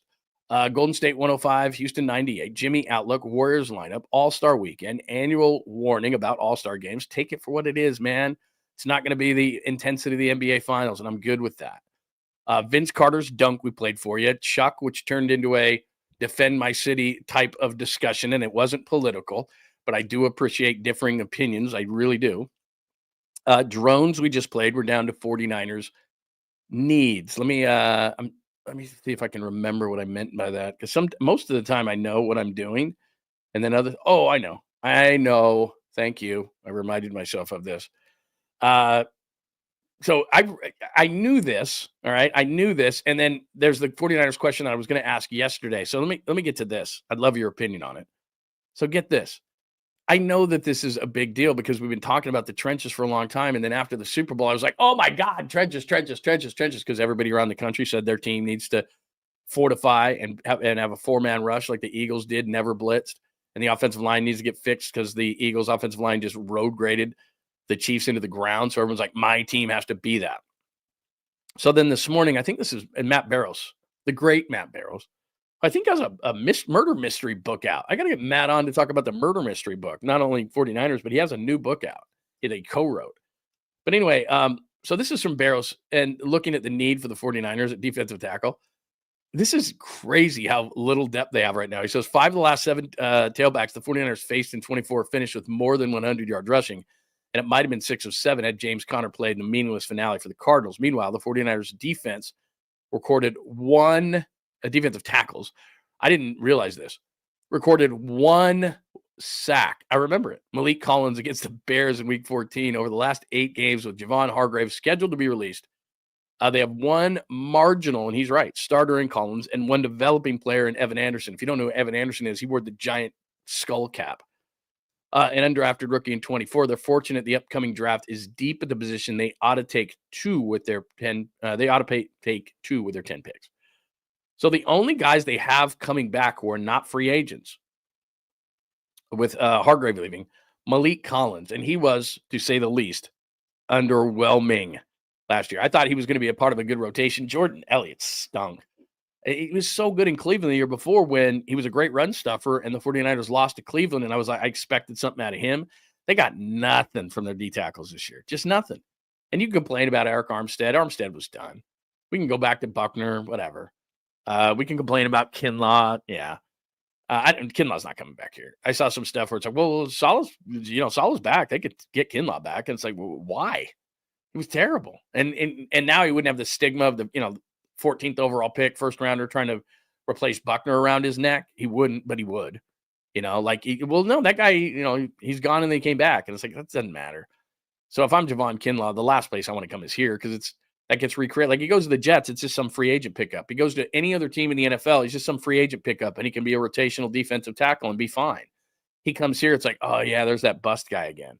So they can't take him back. So that's not something I've read that, and I'm like, if I'm him, no chance. But here's the good news. I flashed this up the other day, and I think a lot of people were, ooh. So Daniel Jeremiah, who, like I told you yesterday, likes Kenneth Grant from Michigan. So now I like Kenneth Grant from Michigan. But Daniel Jeremiah says at Move the Sticks, last year at this time, he had a potential starter grade on 12 defensive tackles. This year, I have 24 of them. Ridiculous amount. He has 24 starter grades on, I think I said first round picks yesterday. That was inaccurate. Starter grades on defensive tackles, twice what he had last year. So while my optimism may be misplaced when it comes to the 49ers because everybody else seems to be negative around me about them, but that's the way our media works. Media sells better than positive. Negative sells better than positive. Oh, you're positive? Turn the channel. Oh, you're positive? I'm out. You're saying something good about teams? Like you got to be screaming A and you got to be, Charles, and you got to be like, you got to poke holes in everything or else no one will listen or watch. But I'm going to do something and I hope you don't leave because of it. This is just another thing as I'm looking at the offseason for the 49ers, and this is not homerism, man. If I didn't see it, I'd tell you I didn't see it. If I didn't like the moves, I didn't like the signs, if I didn't, then I would just tell you, man, they are out of the window. But as we start looking at this thing, last play schedule, this is like the 12 days of Christmas all the time, last play schedule there, all that stuff. They're going to re-sign Brock in time. They're going to get rid of Debo, which is addition by subtraction. And it's so funny. Maybe I'm just being sensitive to this. You and I have been talking about Debo being gone for months. I knew it. The writing was on the wall. I heard about it. I screamed it from the rooftops. He wasn't coming back. And then all of a sudden, all these people are like, I've heard Debo's not coming back. It's like, really? Okay. Thanks. Good information. Old information and not news, but okay. Debo, they're not going to compound the problem by having Debo around anymore. And Tim Kawakami wrote something that, we hear he's 20 pounds overweight and Debo got all pissed off. And it's like, dude, I saw the side angle when you were in the AJ Brown jersey. I'm sorry, man. It's not looking good. Like I'm in an ultimate glass house throwing stones. So I'm not going to continue to say that. And I don't think I have it anymore. I think I finally took it off the board because I showed it enough, but it just was not good. It was not good. But you start looking at the signs where it's like, okay, you got a last place schedule. I don't know if Debo is going to be released or traded, whatever the case may be. They got 10 picks. They got the 11th pick. I'd go get Myles Garrett. Others are poking holes in that theory. I don't know why you would. I think he's great, but I keep hearing Detroit's name, which is like, ugh, across from Aiden Hutchinson. Yuck. So anyway, keep hearing his name. Don't know that he wants to come here after the Niners had a 6-11 season, whatever. But what you start looking at is they're being undervalued, much like the Eagles were last year. And I'm not saying the Niners are going to win the Super Bowl, but the year before Saquon Barkley was so great this year, there was a guy named Christian McCaffrey who was the offensive player of the year. Don't know if you heard of him. He was the same guy. And they have enough receivers, and they're going to sign someone where Brandon Ayuk is going to be out maybe the first 3, 4, 5 games of the year, but the other weapons are fine. George Kittle's going to get extended. They know that the interior of the offensive line stinks. I think Drew Dahlman's going to be their center next year. Defensively, they brought in Robert Saleh and Gus Bradley. You just saw there that the biggest need they have is in the interior defensive line, and Daniel Jeremiah has 24 starter grades or twice of last year. So what happens is look, they've still got to execute this thing. I'm not stupid.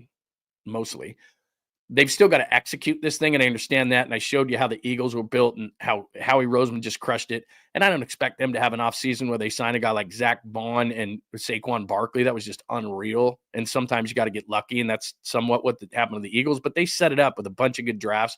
They're a good team.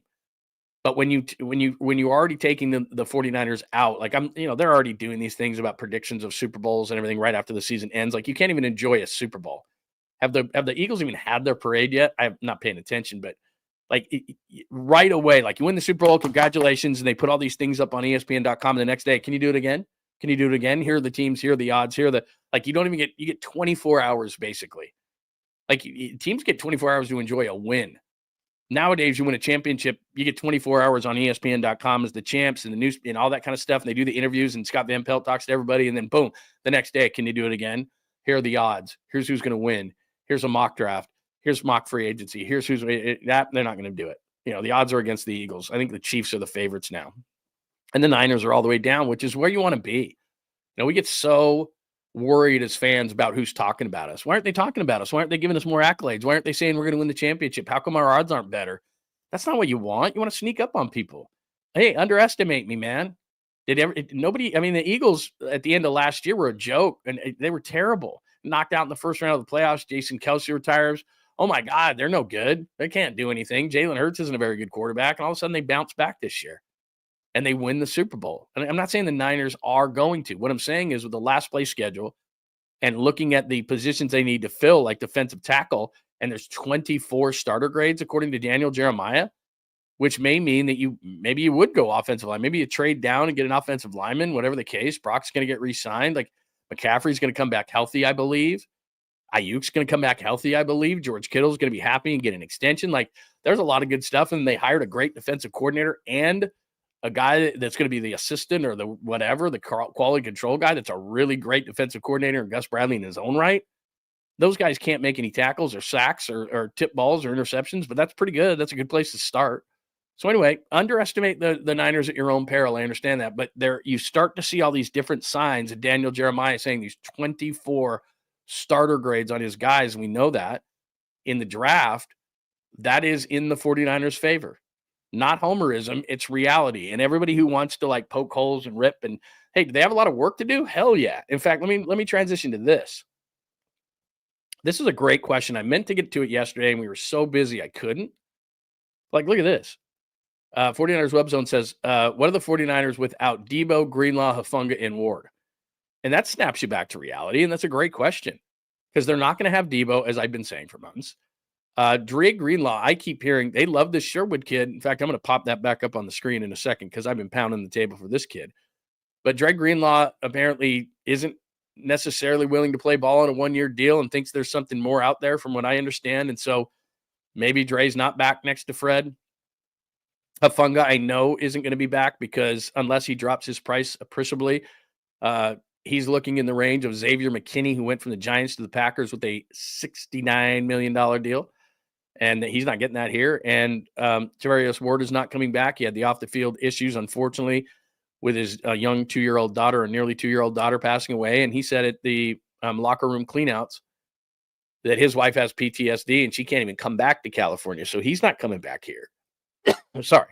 So that's that's a lot of guys to lose. And it's a great thing where it's like all of a sudden you look and you go, wow, it's a lot of talent to lose. And when Hufanga and Greenlaw were on the field together last year, for the short period they were, the energy of the defense went from here to here. And I don't, tangibles, intangibles, numbers, whatever you want to call it, analytics, and there's no analytics for that. They just, all of a sudden it played at a higher energy level. It's kind of what Jimmy Butler is now bringing to the Warriors. They played at a different level. So I get it. When they lose those two guys, that's going to be a lot.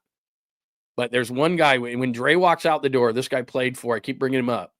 This guy played for Robert Saleh last year in New York.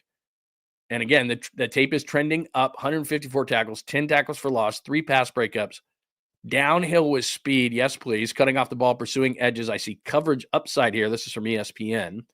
3-down player, special teams coverage ability. His best football is ahead of him. He's 25, not coming off an Achilles. It says 3 personnel evaluators brought up Sherwood to me unprompted when discussing the free agency class. Watch for Atlanta, which features a lot of former Jet staffing, or San Francisco, and we know Robert Saleh is here. So, look, if Dre Greenlaw wants to go, and I don't know what this guy is going to cost, Jamie and Sherwood, but what the Niners have to do as part of this process of the offseason is to not get nostalgic. Don't be Al Davis.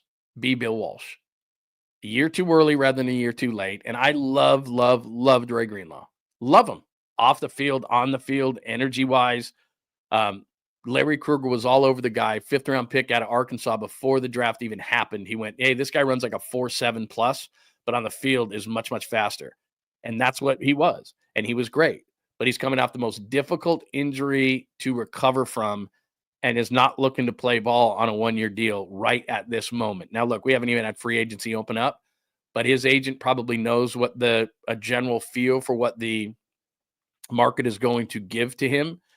And he sounds like maybe he's going to get more than what the 49ers will offer, but then the 49ers have a leverage backup, which is this guy, and he's probably better. And the reason I bring him up is he's 25 years old, and his arrow's doing this. And Dre Greenlaw isn't by no means old, but his arrow's kind of doing this, which he's really good, and he might be better. But we're talking about speed and a guy who can play special teams and a guy who can cover. That sounds like somebody that's going to fit in this scheme, and Robert Saleh knows, and you put him next to Fred Warner, and he's being underrated because he played with a bad ankle injury for the majority of the year because he was to the defense what Kittle was to the offense. Kittle said, we're having an awful year, but I'm going to show you, NFL, Niners, fans, that it doesn't matter what kind of season I'm having. In fact, I'm going to play harder and play through injuries and everything else to show that I'm a leader on this football team. And by the way, I know my number next year is going to be 22 million and jump from 12 to 22, and I want an extension. And so George Kittle said, doesn't matter to me. Doesn't matter if we're winning or losing. I'm not tapping out on this thing. I'm going to play as hard as I possibly can to prove what kind of a person, player, and leader I am. And Fred Warner did the same damn thing. You know how many people would have shut it down with the ankle that Fred Warner had last year? I don't know, 75%. We're 6-11. We're out of the playoffs. Bye. Like, especially after the Rams game. Like, I don't have to play anymore, but he did. And so his performance is, and people are thinking that Fred Warner's on the downside of his career and his performance isn't very good. Wait till he's healthy and put him next to that kid. And then the defensive tackle class, the way that they do, they've got to pick the right ones. You can't pick Kinlaw. I get it. Like if in your mind you're going, yeah, so they've got so they can pick Kinlaw again. I understand. They are not beyond reproach, this group, and it's a big offseason for them. But as you see it to start to line up, you go, okay, if they make the right decisions, and they did in last year's draft for the most part, there might be something here. So there you go. 49ers needs. Let's see. I did drones. I did 49ers needs. I did the 49ers question.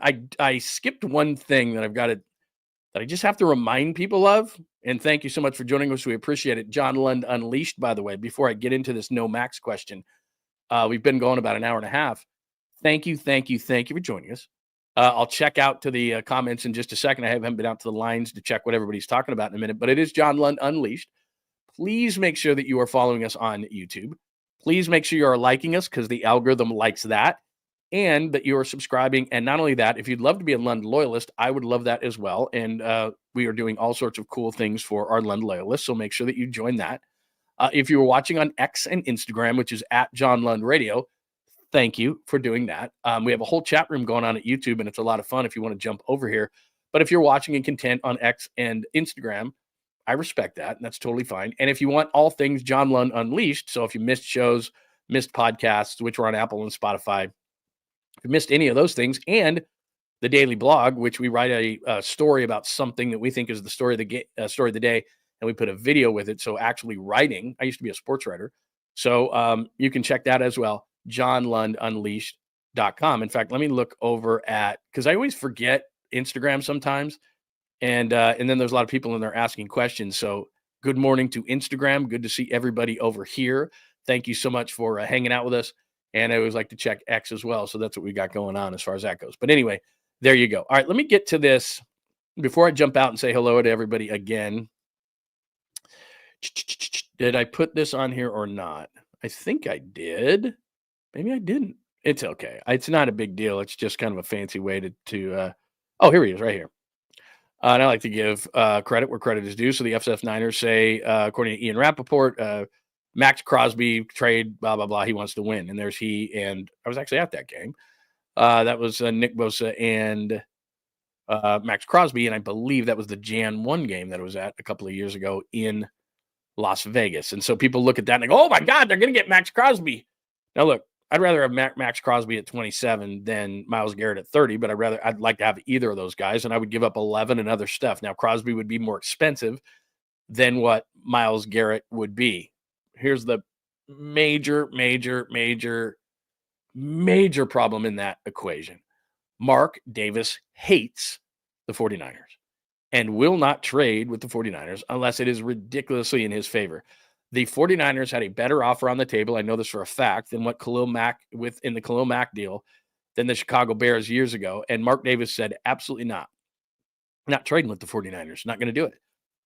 He is of the belief that the 49ers pushed him out of the Bay Area. He wanted to stay in the Bay Area. The 49ers were like, hey, actually, Al Davis was not completely against the idea of the 49ers and the Raiders sharing Levi Stadium. There's a second locker room in there, and they actually were having discussions. Once he passed, Mark Davis is like, absolutely not doing it. Want my own thing. Not going to do this. And so Mark Davis and the 49ers don't see eye to eye. They're not that way. And he does not want to do any deals with the 49ers. And if he did a deal with the 49ers, it would have to be so ridiculously lopsided that if you tried that deal in Madden, it would be like, it'd be totally rejected. Like, just no, not going to do it. Are you insane? Won't do it. So that's the only kind of deal that Mark would do with the 49ers. Doesn't like the 49ers, hates the 49ers, holds a grudge against the 49ers, although he's turned out to be in a much better place in Las Vegas than he would have been here. He believes that the powers that be forced them out of the Bay, and there you go. And so, no, Max Crosby is not coming to the 49ers. You want to give up 4 first-round picks and Nick Bosa, he might talk to you. But he's not doing, and that's not happening. And so I'm just trying to give you an extreme example of something that is so friggin' ridiculous that, yeah, he would agree to that. But he's not trading Max Crosby to the 49ers for anything that would be reasonable. So you'd have a much better chance at Myles Garrett. And I'll still pound the table that Myles Garrett should be a target for the 49ers. And even though at number 11, they could use a young player, a cheap player, a great player, especially having given up 2 first-round picks. I mean, think about that. 22 and 23, they get beyond 21 when they drafted Trey, so they do that. But then 22 and 23, they don't have first-round picks. Last year, they get Pearsall. Then if they traded 11 here, they would trade for Myles Garrett. And 3 out of the last 4 drafts, they wouldn't have a first-round pick. And the only thing that they would have to show for it would be Pearsall and Garrett, which I'd still be fine with. But I'm just saying, like, maybe they wouldn't. And if Daniel Jeremiah is saying there's 24 starter grades on his D tackles, then I can get one later. And you can always get interior offensive linemen later. So to me, the urgency to get a defensive tackle is mitigated by the fact that Daniel Jeremiah says there's 24 starters in this draft on the defensive line, on the interior defensive line, and the fact that there are always offensive linemen, Dominic Pooney, after the first round, and you don't need to take one there. And the most of the league, unless it's one of those elite left tackles like Joe Alt was for the Chargers last year, or somebody like of that ilk, and there's usually a couple of those. There's a kid out of LSU that people like. I don't know about the kid Banks at Texas. I think he might kick inside, but whatever. I'm not Mel Kiper Jr. here. So I don't know. But all I'm saying is that you could give up Garrett, and given the depth at defensive tackle, you could then take one later. And given the depth that there always is in the offensive line, and the 49ers thoughts about that normally with Chris Forster as their offensive line coach, not really wanting to go in the first round for offensive linemen, then I generally think they wouldn't. Now, I know they took McGlinchey at 9 years ago, but even though he was decent, that's a failed pick. If you don't make it to a second contract with the team that drafted you, that is a failed pick. Because what you're supposed to do is draft, develop, resign. Draft, develop, resign. Draft, develop, resign. That's what you do. And the bad teams who have money every single year in free agency, all their fans get excited, right? Because they drafted, they didn't develop, and now they have money that they should have used to re-sign their own players, and they've got to go out on an imperfect market, free agency, and sign players. And they're usually too old or too injured or in some way flawed or a pain in the ass or whatever it is they are. When you make it to free agency, that means the team that drafted you did not deem you worthy to be re-signed. And if they didn't, then there's an issue. Like, look at the Niners, how well they drafted, developed, and signed and re-signed with guys like Bosa and Warner. And this is this current group, Bosa and Warner and Greenlaw, which they already did, and Kittle. And, so go on down the line, a bunch of these guys. Brock, they're going to do it with. Draft, develop, re-sign, because then you can keep the continuity and keep the players who already know your system. You don't want to constantly be going, oh, my God, we screwed up, and we traded Buckner, and we tried to do Kinlaw, and now we got to bring in Hargrave to correct that mistake in free agency. And what happened? That was terrible. And now they got to let the guy go, and they got to eat money, and he wasn't what he thought they were getting, and he was banged up, and he wasn't really a fit for the system, and he was undersized, and he didn't perform well. Why? Because that's free agency. Why'd the Eagles let him go? Because they knew. So the other team knows, and there's a reason why. And players who are not flawed, I'm trying to say, I was going to say never, but never is definitive. They almost never make it to free agency. Like, the perfect player doesn't make it to free agency. You can draft the perfect player, pretty close to the perfect player. And you know what? There are guys in free agency all the time. Barkley, who make it. Like, the Giants are just stupid. I mean, there's that other element of it. The Giants are just stupid. And then Zach Bond went to the Eagles in free agency and was the all-pro middle linebacker. He was playing special teams in New Orleans. I mean, sometimes you get lucky. Sometimes you get lucky, and sometimes other teams are stupid. And so I take it back. That's why I said almost. Saquon Barkley was the perfect free agent signing because running backs don't cost nearly as much. It's a devalued position. And he's awesome and was the offensive player of the year. And if it wasn't for it, the quarterback has to be an MVP. Barkley was the MVP of the year. I mean, he played for the team that won the Super Bowl, and he was the best player on that team. So he should have been the MVP, but there's this weird thing that quarterbacks win MVPs and running backs win offensive player of the year. I didn't make the rules. That's the rules. That's just what it is. So anyway, that all came from no max. That all came from no max. He's not trading him here. He is not trading him here. Derrick Henry's another good one. Thank you very much. So again, I'm going to say 90% of the time. How about that? 90% of the time. You cannot. They make it to free agency for a certain reason. So let's see here. Hi, John. Good to see you, my friend. What else do we have people doing? And then I'll get to this credit card thing. It's not your credit cards. It's something I wrote about yesterday in regards to the Giants. So don't leave me because I'm going to Giants talk. Don't.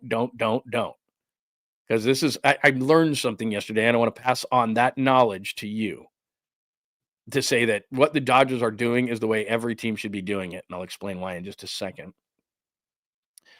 Let's see. Do I need to reset VD Valentine's Day? Probably not. Let's see here. Hi, Mike. With 11 picks and possibly for Debo, can we pull a Mike Ditka and trade our whole draft for the best offensive lineman? You don't need to do that. I mean, there is not a generational Trent Williams tackle. I don't believe in this draft. Like this kid named Will Campbell from LSU is supposed to be really, really good. I would take that. But look, believe me, man, I'm not against taking a tackle if you really think that that's going to be a guy. Like there's a guy named Josh Simmons. He's an Ohio State guy. And a lot of people think that he can be the right tackle this year, or maybe even play guard this year, because that's really where the need is at left guard and center. I think Dahlman's going to be the center. I think they can get a veteran offensive guard. But if that's what you want to do, I feel like that, there's something out there. But I'm not going to do a Ricky Williams.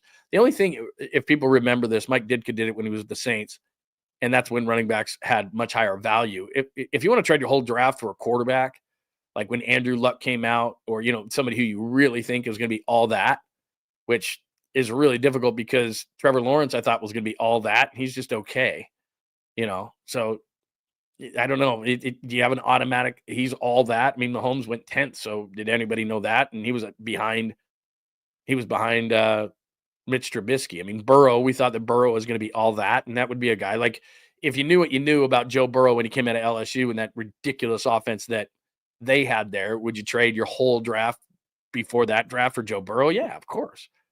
But you're not doing it for an offensive lineman. You're not. I mean, even as great as like a Trent Williams is, like even when he was coming out of Oklahoma with, that year, I think he was the 4th pick when he came out. Boy, I shouldn't know that knowledge.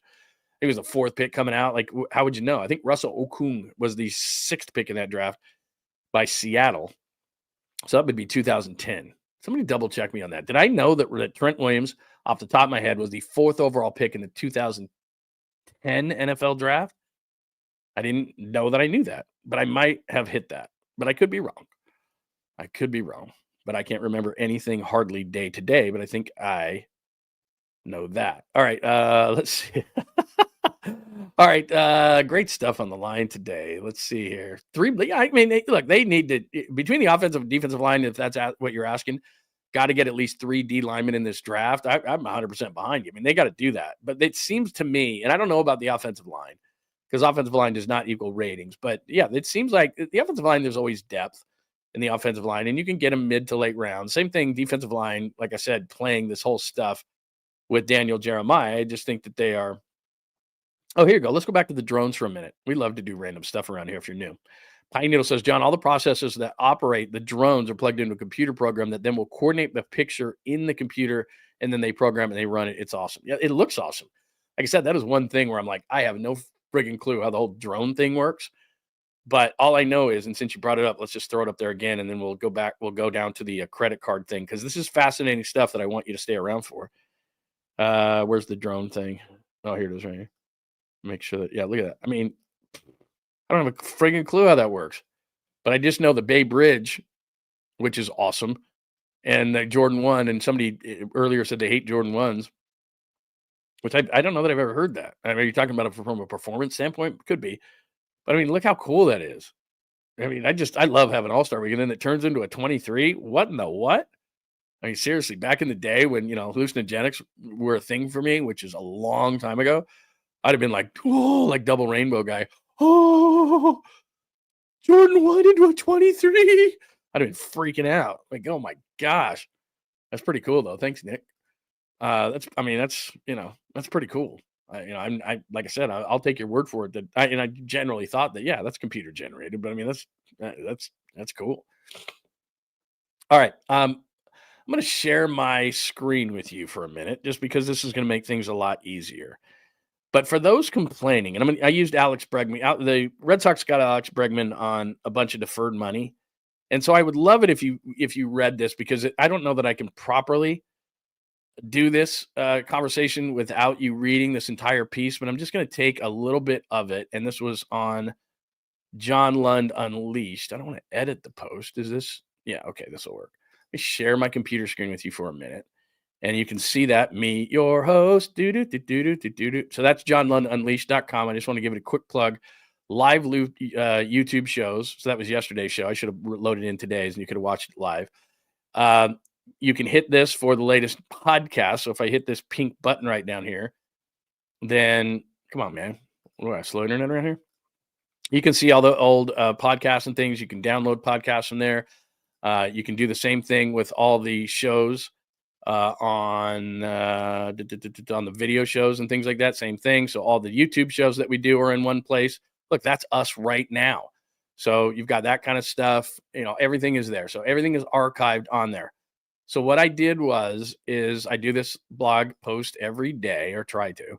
And what I do, if the Giants won't do this, they won't win. And there's a video accompanying it, which I pulled about 15 minutes of yesterday's show, 12 minutes of yesterday's show on it. So what I essentially say is, and I comp them to the Dodgers, and you may hate that, but it says the San Francisco Giants aren't taking advantage of all the ways they could build their roster. If they need help, all they have to do is look south down I-5. So what I'm pointing out here, amongst a million different things, because what I did was I looked at the way they were built, the draft, free agency trades, international, no players from Japan, which is unbelievable in this market, and no deferred money. They don't use deferred money. So I hope you can see this, but I'll explain it a little bit further. But I'm going to use Shohei Ohtani as the perfect example here, all right? Let me get to the point where, okay, the Giants generated $443 million in revenue in 2024, which is eighth most in the sport. Their projected payroll is $217 million, which is 14th in the sport. The luxury tax is at $241 million. So a self-imposed by the Giants in a sport that does not have a salary cap, they are $24 million under the line. Okay? Self-imposed. So we look at ourselves and we go, how are the Giants not better? They have a self-imposed line right now that they're going to be $24 million under the luxury tax threshold and put that in their pocket. Conversely, hate the Dodgers all you want. Their payroll is $393 million on revenues of $549. So they get about $100 more million in revenue, but their payroll is 180 above what the Giants will spend. The Dodgers are spending 71.5% of their revenue on player payroll. The Giants are spending 49% of their revenue on player payroll. So that's apples to apples rather than apples to oranges, if you get my drift. So, and then the penalties are not like they are in the NBA. The NBA, Joe Lacob, I get it when he doesn't want to spend money and go over these rates because they ding you so much in the NBA. And then what they do in addition to that in the NBA is they start taking picks and start lowering your number and you can't sign guys, and they start taking away your mid-level, and they start affecting the way that you can build your team. They don't do that in baseball. Essentially what you have here is it's 20% the first year you're over, 30% the second year, and then 50% every year thereafter. And if you get under it for 1 year, then they reset it and it goes back to 20%. So again, to not go too deep into this from a number standpoint so that the eyes in the back in your head roll back. If the Giants were to go, as I say here, if the Giants were to go $30 million over the cap this year, which is, let's say that, and they're 24 under. So if they spend an additional $50 million, which is Pete Alonso and Corbin Burns, okay, if they added those two guys, they would pay a penalty of $6 million. That's it. $6 million. Now, it's easy to say because it's not my money, but it's not the NBA. These penalties are not the NBA. And in the NFL, you can't go over at all. There is no over. Like over is like baseball and basketball, they're like stretchy pants. I said this yesterday, like stretchy pants. You've eaten too much, put on stretchy pants. There is no stretchy pants in the NFL. You have to be under. It's like tight jeans, skinny jeans. It's like you've got to be under. There's no other choice. You can't even take the field unless you're in. You have the number. You have to be in compliance, is what they call it in the NFL. All right. So that's one part of it. But here's the second part. And I go down here. I'm going to use Shohei Ohtani. If you go right to this point, it says Shohei Ohtani signed a 10-year, $700 million deal. Yet his tax number over the 10 years is not $70 million. It's $46 million. So stay with me here. So if the Dodgers had just said, we're not going to defer any money and we're going to pay Shohei Ohtani $700 million, which is $70 million a year. So then what they do is they go over the cap and they pay all the penalties on that money for going over. But what they do, and this is what baseball does as a gift to major market teams. I understand that Minnesota doesn't want to do this. Milwaukee doesn't want to do this. Pittsburgh doesn't want to do this. because they're putting things on a credit card. But the difference is, so let me stay with Ohtani for a minute. So they save $24 million a year on what they're actually paying Ohtani, because at the end of his 10-year contract, they're going to go him $68 million for 10 years. And you're like, oh my God, that's insane. Okay, no, it's not. Because first of all, they save $24 million on the cap right away. So that gives them extra money against that penalty number. So what they then do is they turn around and they invest that money back into the product with Tanner Scott and with Blake Snell and all this. They can now afford those guys, and their penalty is lowered. Does that make sense? So instead of $70 million, it's 46, and they get $24 million of additional space because they're going to pay him later. And not only do they get that, then they defer more money for the other guys. And so then that money doesn't get taxed, and on and on and on. And they keep taking that payroll, that extra money that they're getting for free from Major League Baseball for deferring the money, and they reinvest it in the product, which they don't get taxed on. So it's like a credit card if you had a 0% rate that you don't get taxed. And then later when you pay those players all that money's not taxed, and it doesn't count against your payroll. It's cheating. And baseball is saying it's okay to cheat. It's all right. So instead of $70 million, all right, I can take this down now. I think that you get the idea. So instead of Shohei Ohtani's number costing $70 million against the cap, it costs 46. So then the Dodgers just made $24 million of salary cap space against the luxury tax, which is $241 million. So they're skirting that money, and they're not paying a tax on any of that money. So if they paid him $70 million, they'd be paying tax on that money right away, and it would also dwindle their number that they could put on their payroll. Does that make sense? It's an interest-free loan. And then when you owe them the money back, that doesn't go on your cap either. But it's really a rule for big market teams. Boston just did it with Alex Bregman. They're paying him $40 million. A bunch of that money is deferred. The Dodgers are doing it at a super high level. So my question is this: you're a major market team in San Francisco. Think about it like this. You're a major market team. The A's just left the market. Even though they haven't been relevant in a number of years, the A's left the market. So what does that mean for the next 10 years?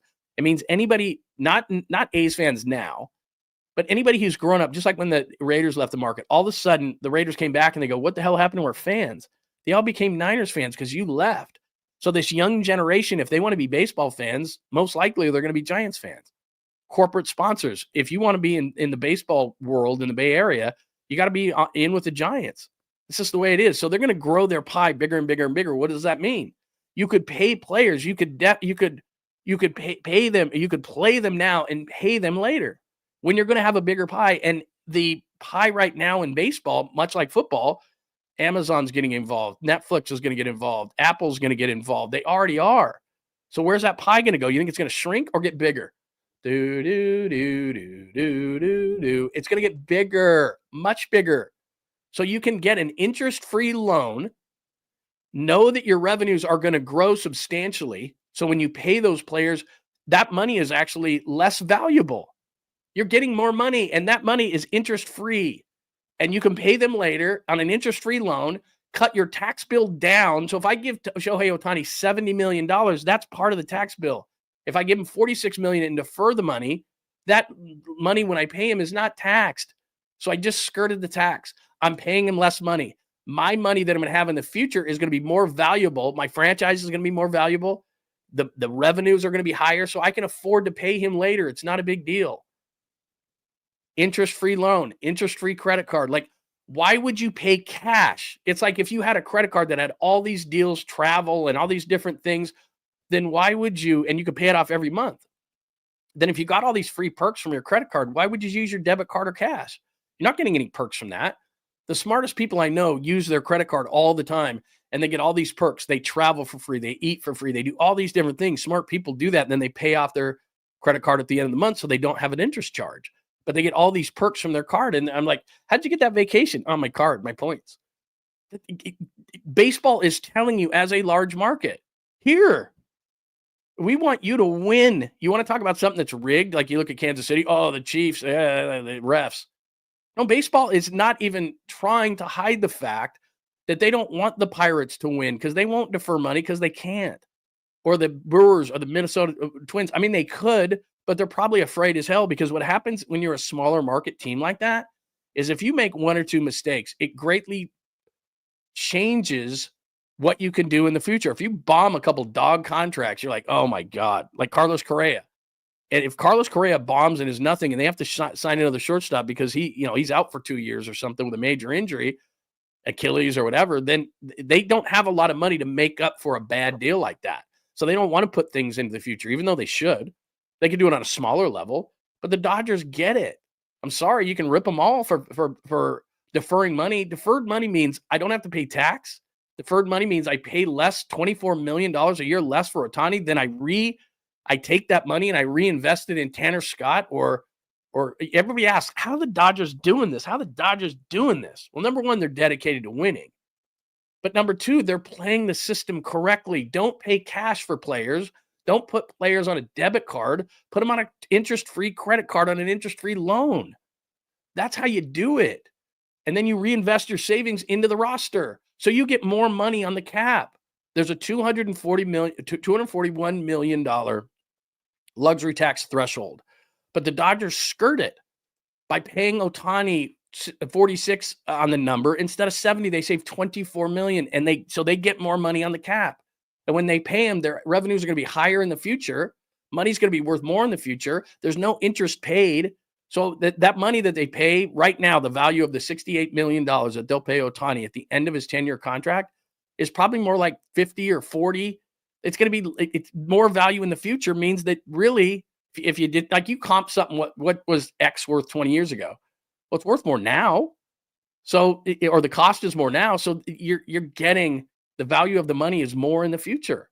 So that $68 million that you're paying Ohtani is less. Every single time you turn around, there's an advantage to deferring money. And in the Giants' case, it's even bigger because the A's just left the market. And so 10 years from now, all those kids who are going to be A's fans are Giants fans. And you have a bigger base and more eyes and bigger ratings, which means you can charge more. Your ticket prices will go up. Your local TV will go up. I don't know what radio is going to be at that point. Corporate sponsors' money will go up. Like, you're the perfect team, a single market team, the largest single market team in all of baseball. I've said this again and again and again. New York, 2 teams, LA, 2 teams, Chicago, 2 teams, and then the Bay Area is the 4th largest market in the country. The A's just left and haven't been relevant for years anyway. So your pie is going to grow locally. It's going to grow nationally. Apple, Spotify, not Spotify, Apple, Netflix, Amazon, they're all going to sink money into baseball. They sink money into sports all the time. So the revenue nationally is going to grow. Like, why are you paying cash? Why are you paying cash for players?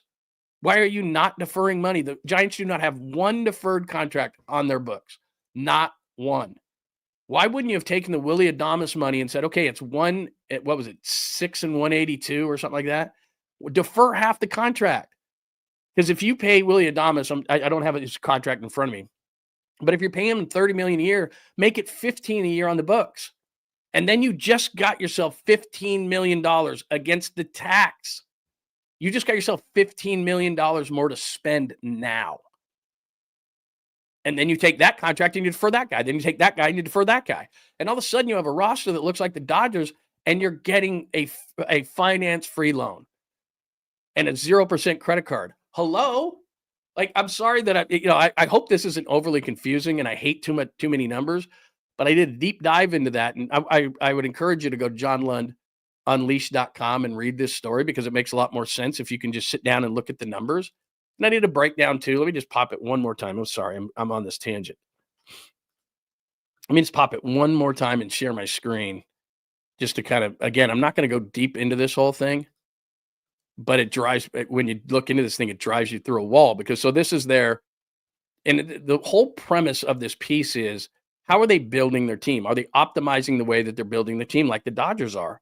The Dodgers read the rules to the game. They're like a lawyer, the lawyer, like, I know the rules. Or like my mom and our family used to play board games. This is how old I am.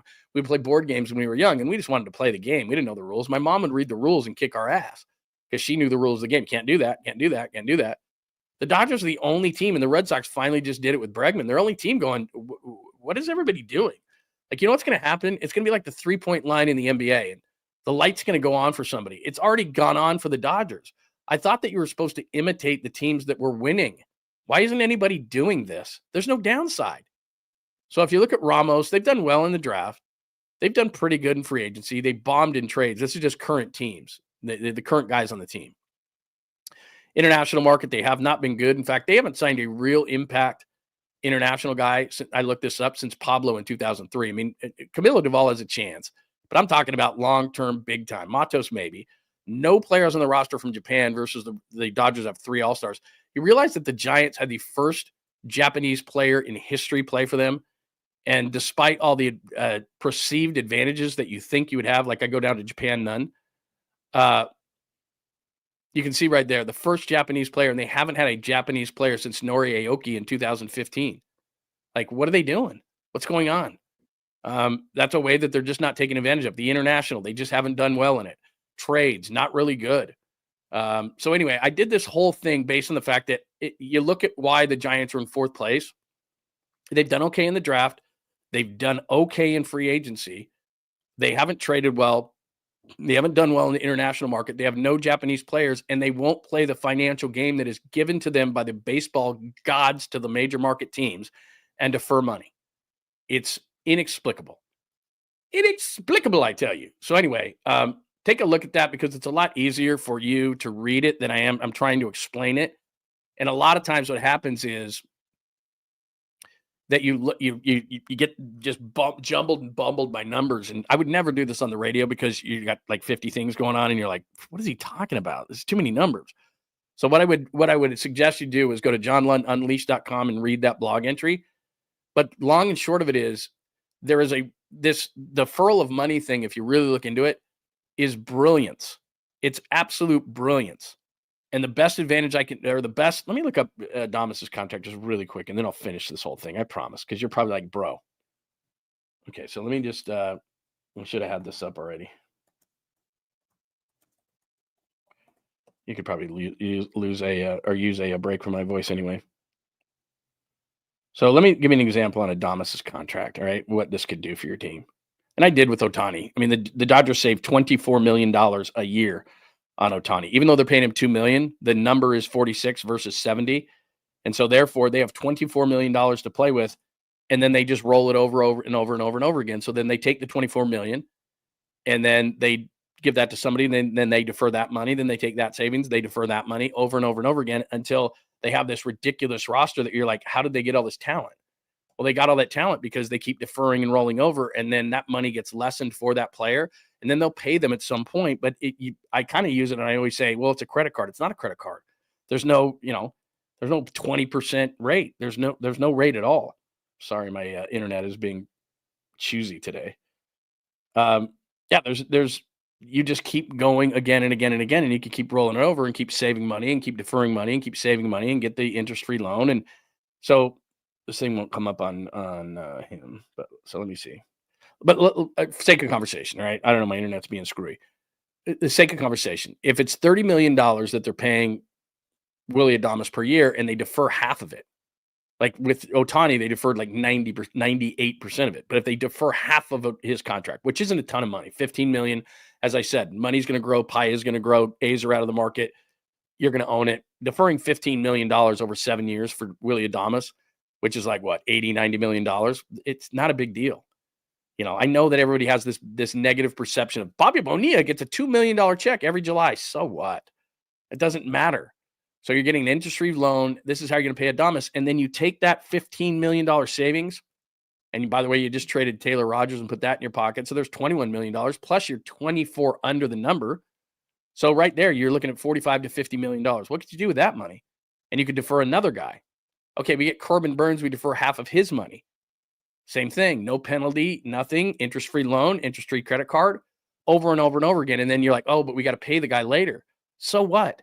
You're taking the savings, the money that you're saving, and you can invest that somewhere and you can make that money work for you. And the money in the future is worth more anyway. So I don't mean to sound like, some stockbroker here, but it's so stupid that teams in this sport do not take advantage of it. And here the Dodgers are laughing. And everyone's getting pissed off that they defer money. And it's like, that's smart business, man. Somebody in the front office of the Dodgers is a major bean counter who understands how this works and goes, guys, Nobody's taking advantage of this. And over the last couple of years, and it really started with Ohtani. That was the major one. They went, you know what we can do with Ohtani here? Like somebody ate their Wheaties that morning. And all of a sudden the Dodgers went, we'll defer that. And we'll take Bryce Snell. We'll defer that. And we'll take Tanner Scott. And we'll defer that. And everyone's like, oh, they're deferring all this money. Because it's smart. Because money is worth more in the future. Because you're getting an interest-free loan. Because you're skirting the tax. And then when you pay that money to that player later, there is no tax. And when you pay that money to that player later, it doesn't count against the cap. So they're getting $24 million of tax-free money, which gives them more space under the luxury tax threshold of $241 million. And people are complaining that the Dodgers are cheating. They're not cheating. The Major League Baseball has said, especially to the major market teams, we're giving you a gift from the baseball gods. Please take it. And the Giants say, nah, we'd rather pay cash. Nah, we'd rather use the debit card. If you use the credit card, you get miles. If you use the credit card, you get perks. If you use a credit card, you get free dinners. Like it's that without an interest rate. But the perk is you save $24 million a year on the Ohtani contract, and it's not taxed later from money that is going to be worth more later, which means the deferral money is going to be worth less later. If I can figure it out as damn dumb as I am, my God, what are we doing? Anyway. And I'm not calling the Giants out on it because it's everybody. I mean, the Red Sox finally went, God, we're a major market team with a lot of revenue. We could put Alex. Again, I hate to say credit card because it's not. It's an interest-free credit card. And it actually saves you money and saves you taxes. And everyone's like, nah, I'm cool. We're going to pay cash. Like, can somebody at the Giants, there's got to be a way smarter guy than me over at the Giants. Lord. All right, I'm done.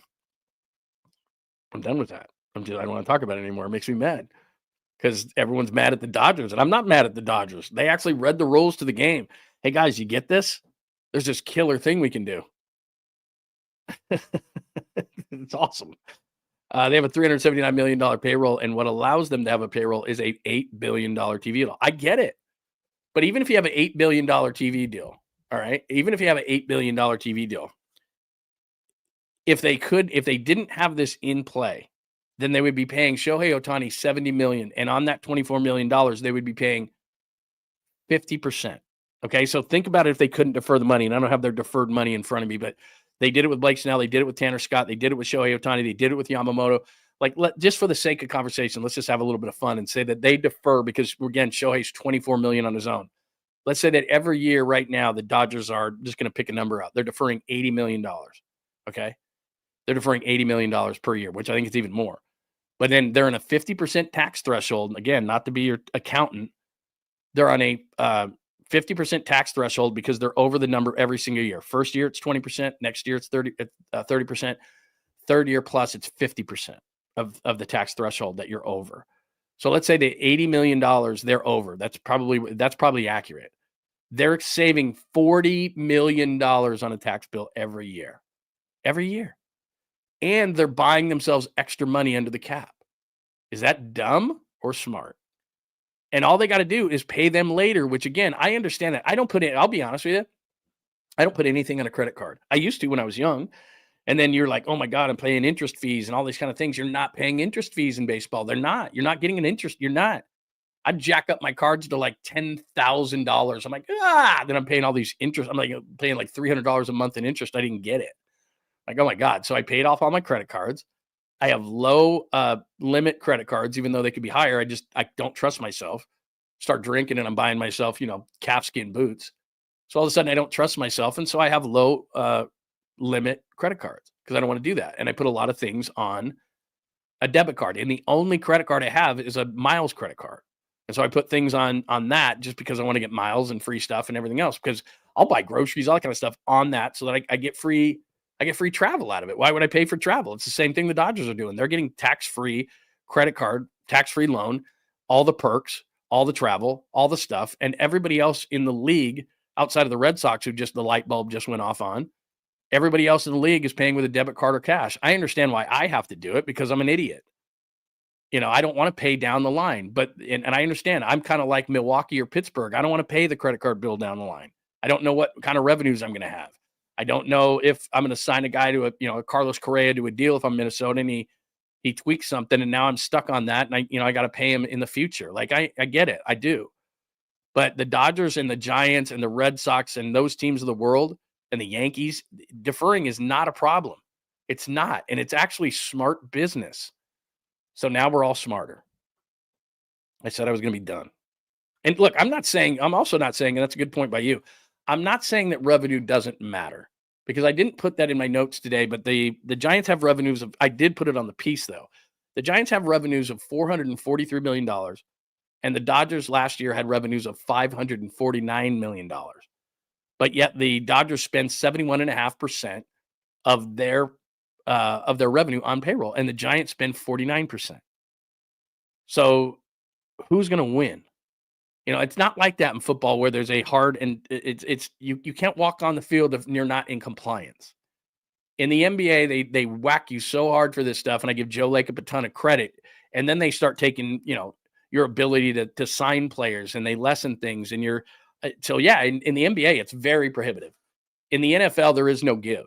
There's none. No stretchy pants. No give. Tight, skinny jeans. But in baseball, they're giving you ways to skirt it. They're giving you ways to not pay taxes. It's kind of like the major corporations in our country, not to get political, but all of a sudden it's like, wait a minute, you're a major, major, major corporation and you're paying no taxes? What the hell is that? That's what baseball is saying to the major market teams. We will give you a massive tax break if you can, because we want you to be good. I mean, the whole bottom line, I guess I haven't explained it to this point. Well, what would be the advantage to Major League Baseball to making major market teams good? As I told you about when I was talking about the Kansas City Chiefs, and there was no advantage to making the 34th largest market in the country, the Chiefs, the mecca of the NFL. And it was so stupid that people would say that the referees were on the Chiefs side. For what reason? To make Kansas City the mecca of the NFL, but the Giants and the Jets stink in the largest market, and the Chargers and the Rams are just like, and the Bears haven't been to the Super Bowl since, I don't know, Devin Hester returned a kick for a touchdown, who's all in the Hall of Fame now. Like, they're not relevant. They haven't won one since, 85? That's the third largest market. The Niners haven't been there since 94. Haven't won one since 94, I should say. The Cowboys haven't been to one since the year after the Niners won the Super Bowl. It was at 95. Those are the 5 largest markets in the NFL. How could there be a conspiracy to make Kansas City the best team? It makes zero sense. But baseball is outwardly telling you, we want the major market teams to win. The Yankees defer money, please. Get more cap space, please. Pay less taxes, please, like major corporations do in our country. They're just mirroring that. We want the Yankees to win. Here's a loophole. We want the Mets to win. Here's a loophole. We want the Dodgers to win. Here's a loophole. We want the Giants to win. Here's a loophole. And teams refuse to use it. No, man, I'm going to pay cash. I don't want a credit card bill. You got money, man. It's okay.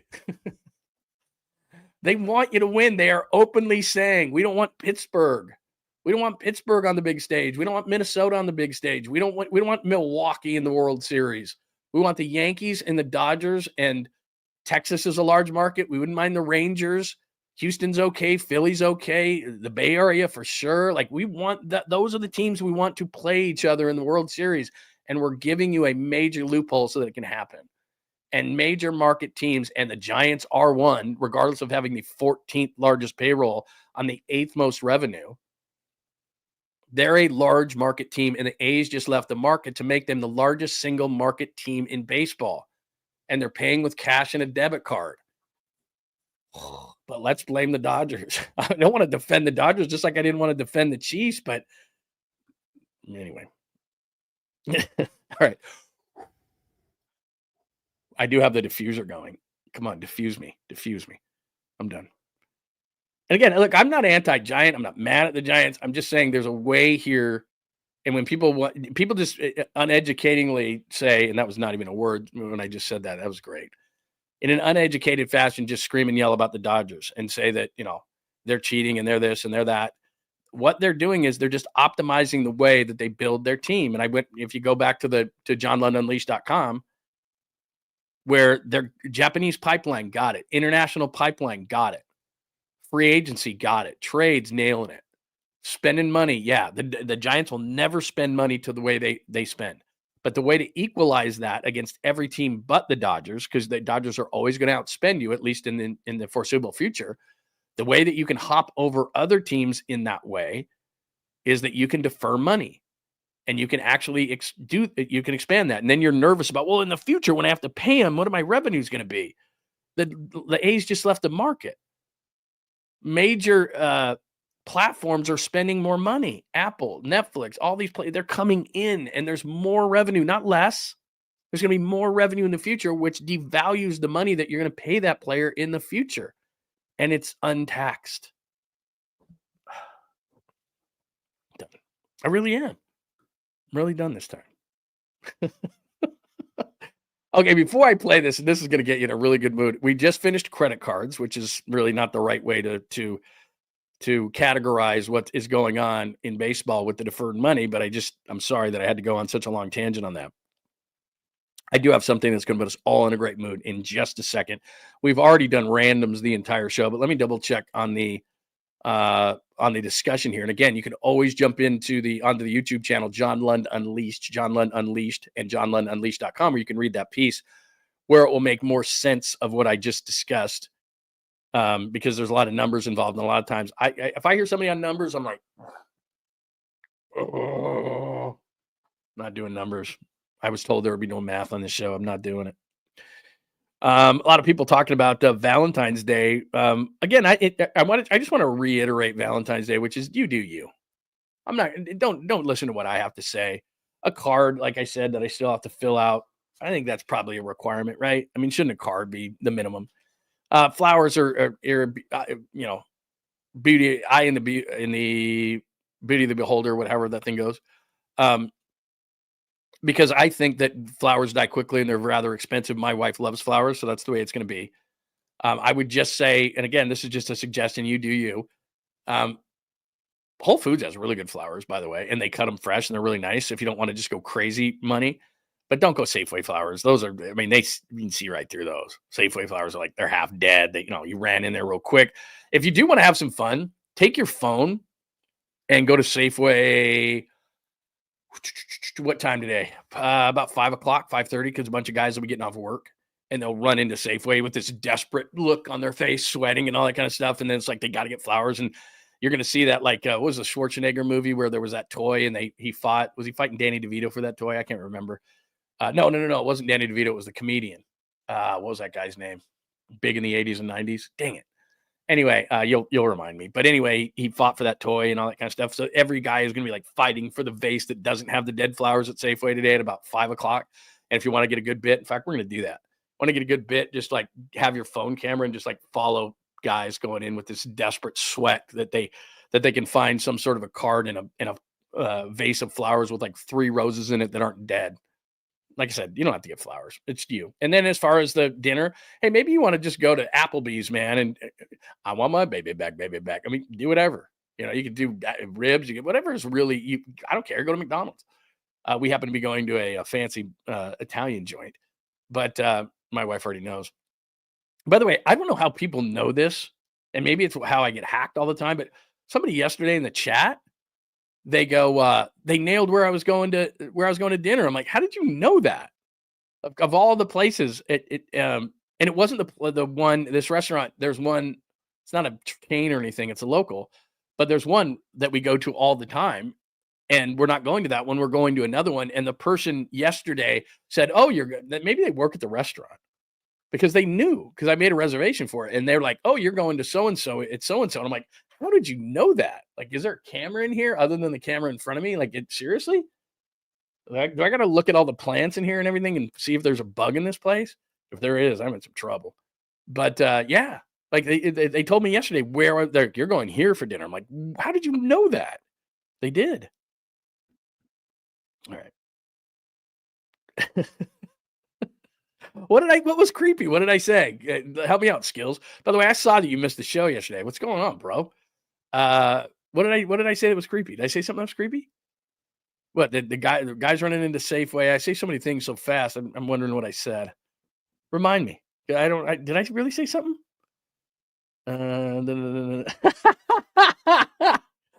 Let's see. What else do we have?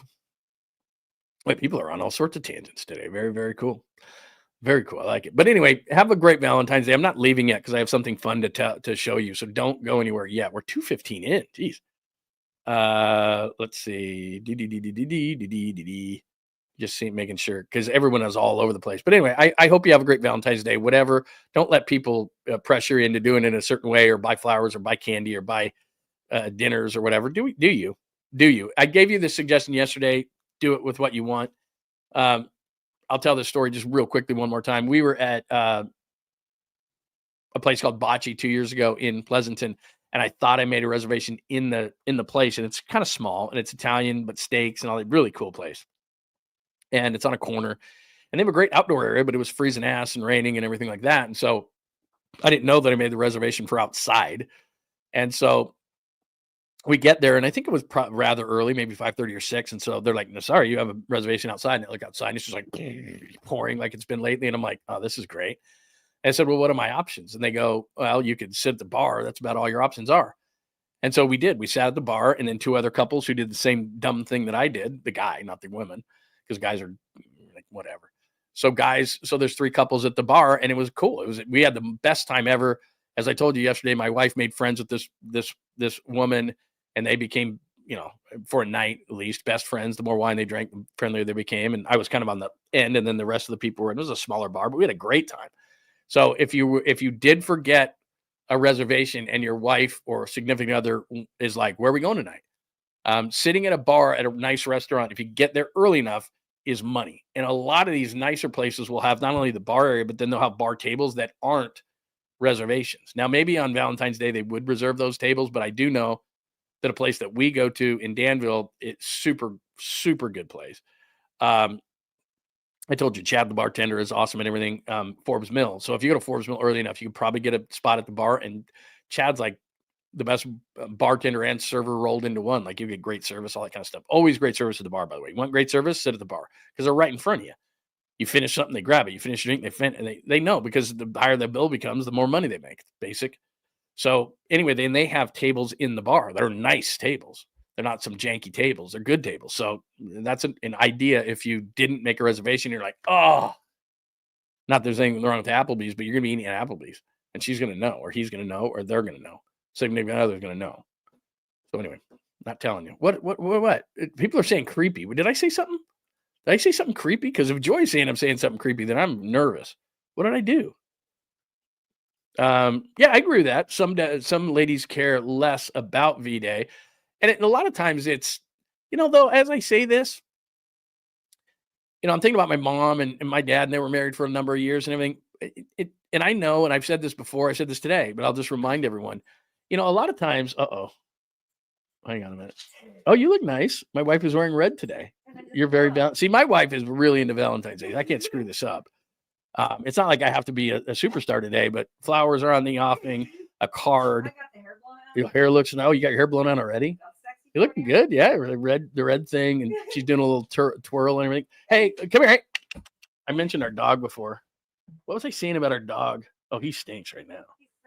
Oh my God, he needs a bath. He needs a Valentine's Day bath. I'm gonna have to take him out later.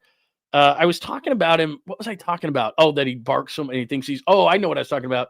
It was how he, when one of us is gone, that he'll like that's why I didn't come in last night. And people were mad because I said on the show earlier that it was about 1:30 when I got out of here. I need him to stay here because I need to show him. Hey, but about 1:30, I got done about 1:30 in here, and I went to the couch, and people went, "Oh, you were in trouble." And I go, "No, I wasn't in trouble." What happens is, whichever one of us is not in the bed, the dog takes over that spot and lays not vertically, horizontally in that spot like a human being. Like my husband. Yeah, and you can't move him. And so I thought, well, if I go in there at 1:30 in the morning, I'm going to have to move him. He's like moving a gigantic rock. And then you're going to wake up, and then I'm going to have to turn the light on and plug my phone in and all this. And then you're not going to and you have a hard time getting back to sleep. So then at 2:30, maybe it takes you an hour. And then in the morning, I'm not making coffee, but I did set it up today. And then you're mad at me because I woke you up. So I just went to the couch. Oh, okay. Because I wasn't in trouble. But let me see him for a minute. Just come here. Hey, come here. I'm going to see if I can get him up here. Happy Valentine's. If you want to, sure. You can do whatever you want. Happy Valentine's. There you go. She's wearing the red and everything. Let's see if I can get him up. I don't know if I can. Nah. I can't. Yeah, you can barely. Stop crying. See, there he is. There you get him. Yeah, there he is. See, And he's a giant lug. Like I can barely, he's looking at his mom because he doesn't want anything to do with me. He's like, is she leaving? Is she leaving me? Is she leaving me? Anyway, go away. Good boy. So anyway, yeah, he's a lug. I could hardly even lift him up there. And he thinks he's a human. He thinks he's a human being. And so what he does is in our spot where my wife just made her first appearance, I believe, on the show. So that's what I'm saying. You think I can say to her, yeah, you know what? Nothing against Applebee's, but like, hey, how about a car and we just go to Applebee's and we chill? She'd be like, what? I mean, what time is it? It's 10:30 in the morning and she's ready to go on the date right now. Our dinner reservation isn't till like 7:30. That's right. You nail a 7:30. They know that you thought ahead of time. Right in the prime of it. That's part of it. But whatever, you do you. 7:30 tonight and it's 10:30 and she's like, she just got her hair blown out. She's got red on. She's like, let's go now. Like, you think I can skimp on Valentine's Day? Did you see that? No chance. Like, no chance. And I totally get it where people would say, well, you know, with my wife, we've been married 50 years, but they still like to be treated as significant others, whoever. They like to be on this day. It just means something. I don't know. To me, as a guy, whatever, man. I'd rather go out tomorrow. To be honest, she's probably watching, get in trouble. I'd rather go on a Saturday night where there were less people. It's going to be a madhouse tonight. It's going to be like the version of, you know, drinking on New Year's Eve. I would rather just say, you know what? How about we go out tomorrow night and there's not nearly as many people and we can go, you know, to wherever we want. And not that I'm not excited to go where we're going tonight, but it's like, you know, it's a madhouse. And like I said this yesterday, you can only keep your head above water tonight. So if like on a random night, you want to win, on a random day, come home with flowers. On a random day, come home with a card. On a random day, say we're going out to dinner. Like, that's where you win. Tonight is just like, whew, man, I survived it. We went to dinner. I got flowers. I got a card. I didn't screw it up. Whew, you know, because that's expected. But again, I'm going to keep saying this. You do you. Because some people, it's like, seriously, women or a significant other will be like, I don't want to go. And sometimes you got to read between that, like, she's telling the truth. But after you've been married for a long time, the games kind of stop. And it's like, look, I'm telling you the truth. I don't need flowers. I'm telling you the truth. I don't need a dinner. Like, there are people definitely like that. Even in the beginning of relationships, are like, I don't believe in Valentine's Day. It's a Hallmark holiday.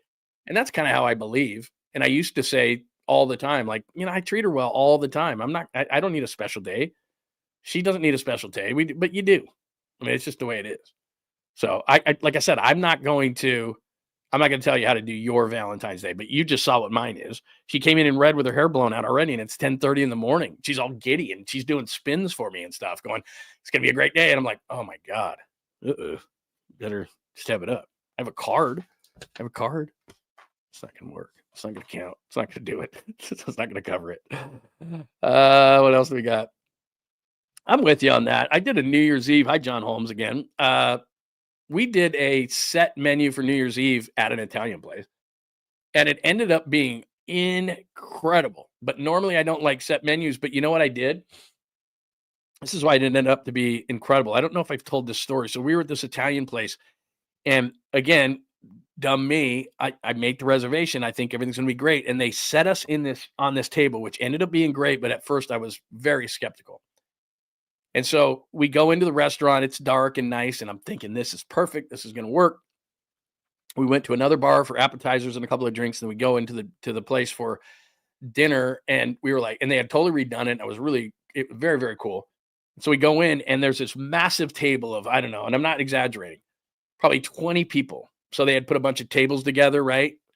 Of like 20 people. And they set us in this two-top, like adjacent to them, like in this corner a little bit. And I'm like, we're just engulfed by these people. And it's not like 20 quiet people. It's 20 people who it's New Year's Eve, and it's boisterous, and they're drinking, and there's giant bottles of wine, and people are not sitting, they're standing, and they're laughing, and they're partying, and they're walking all around and all this kind of stuff. And so it's absolutely just a madhouse. And we're kind of like, oh boy. But we're still having fun and everything like that. The best thing that happened, even though you would think it would be the worst thing that would happen, the best thing that happened was this drunk guy had a glass of wine kind of over, like real close to our table, like this, if this is our table, kind of real close. Somebody hit the guy and the wine goes flying. And luckily it was white wine, not red wine. They had both, but they had these gigantic bottles of wine. And so this guy spills this wine onto our table and he's hammered. And so we kind of look at him like, bro. But then what he does is he proceeds to feel so bad about it the whole rest of the dinner, and not in an obnoxious way, as you would think he was being obnoxious, but not in an obnoxious way. And he, all night long, and I'm not a huge wine guy, and I think I might have been drinking, what was I drinking that? I was probably drinking Old Fashions because that's generally what I drink. And so I'm drinking Old Fashions, but my wife's drinking wine, and he is filling our wine glasses like if we take a sip out of it, he's there, like a server, like so and I think he bought us a dessert and everything, and we got to have fun with him. And so it was like we were with a large group, but not.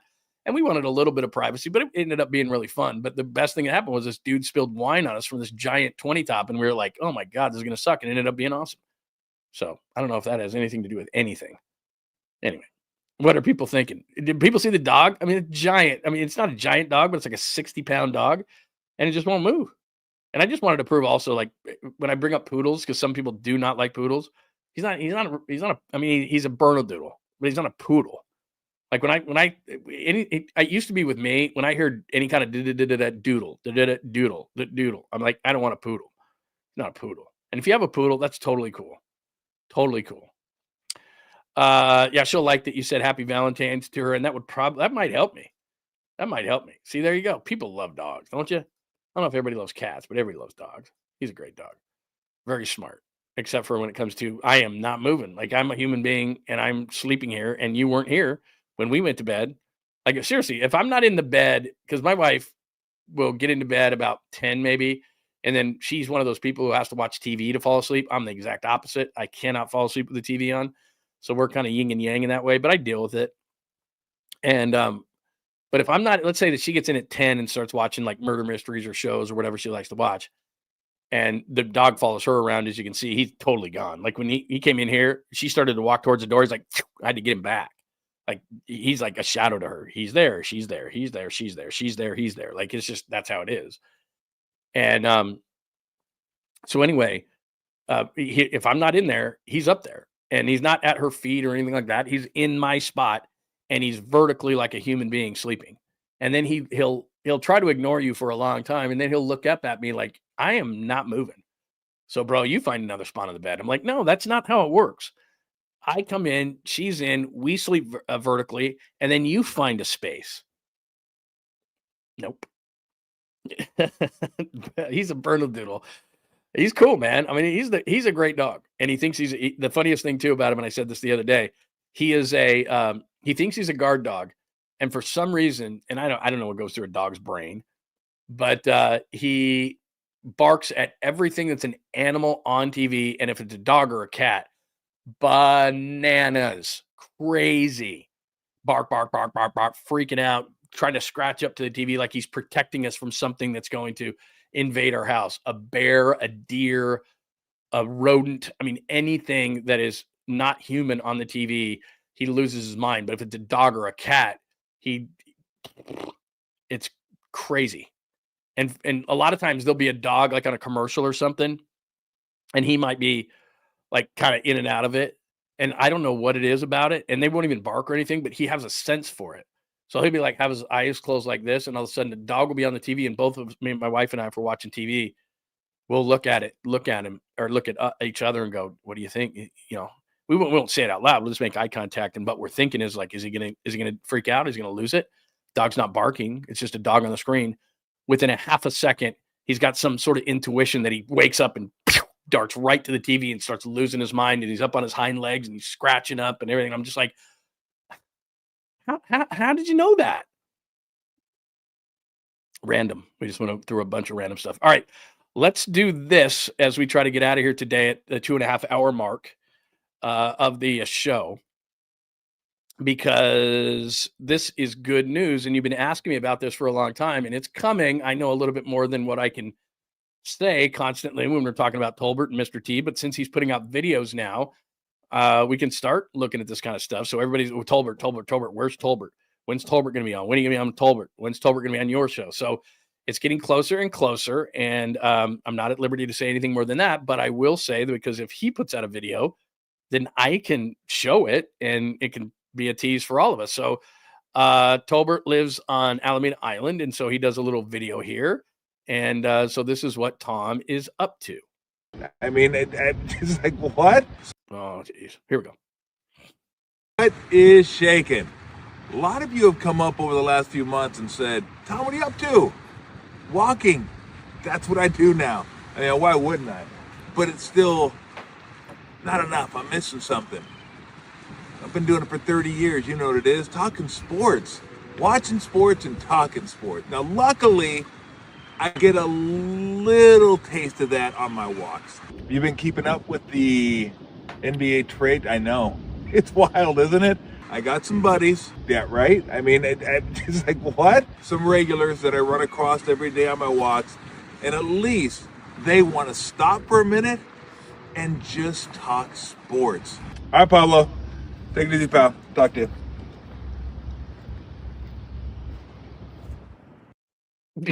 So there you go. Soon, very soon. In fact, I talked to Tom, actually in person, over beers. Oh, look at that. Hang on. Over beers like last Wednesday. Look at that. Look at that. What are you kidding me? Look at that. On friggin' cue. And I didn't say anything. I didn't say anything. Nobody knew I was going to say that. Look at that. The Tom Tolbert Show. See all of you soon. Right? Like that was not scripted. See, talking about somebody who's on a telepathic path, telepathic path. Well, that's redundant. Anyway, telepathic. Like that's it right there, man. It's like a peanut butter and jelly kind of thing going on there. I just played it, and then all of a sudden that came up. I'm not even kidding. That was not pre-planned. That was not. That was it. Look at that right there. See all of you soon. Right when I played that. I mean, you can't script those kind of things. And I swear, I know you don't believe me because you think I'm a liar as it is. But that's it. Look at that. See you all soon from the Tom Tolbert Show. So make sure that you're following Tom. Make sure that now he is on YouTube and all those kind of things. Follow Tolbert. And make sure that you watch the Tolbert Show. And I'm sure we will have lots of collaborations, but it is coming soon. Coming soon. And you could probably tell when Tom wants to come on because you know what's happening? Tourney time. So it's coming soon. And you know what's going to be happening. So we're getting close to March. So there you go. There is Tolbert. And yeah. Pliny. I was going to say Pliny. Pliny the Younger is probably gone by now. But anyway, there you go. See all of you soon. From Tom Tolbert, the Tom Tolbert Show. That's a nice logo. I like it. So anyway, he will be back soon. There you go. And we didn't even plan to flash the Tom Tolbert Show up. But make sure right now, don't leave. We'll be done in a minute here. But as soon as we're done, go and subscribe to the Tolbert Show and make sure that you're checking him out on social media. And he will be back soon, which is very cool. Very cool. Hey, I'm so glad that you just said that. Gary Radnish, Tony Bruno, Lund Tolbert could be the next half hour. So I was at the Super Bowl. This was so cool. I know we're back on to random and we just played Mr. T and that was supposed to be the end of the show. But let me tell you one quick story because I know you got stuff to do. You got to go get a card. You got to go get some flowers. You got to, I don't know, whatever you got to do for today. Like I said, best flowers are at Whole Foods and they'll make a nice thing. So it's not just your traditional stuff and it doesn't cost you $1 million. You're welcome. I'm taking a bus to the media party in Vegas. And as you well know, I'm often late. And so I'm late and I'm running to the bus as fast as I can. And I jump onto the bus as it's leaving. And I'm looking and it's it's like a high-end bus. It's not like a school bus. Hey, everybody. It's a, nice bus. And so I go walking and there's no seats whatsoever. And everybody kind of is like on an airplane, like, don't sit next to me, dude. And the only guy who was welcoming, who said, hey, Lund. And I go to the back, it's Tony Bruno.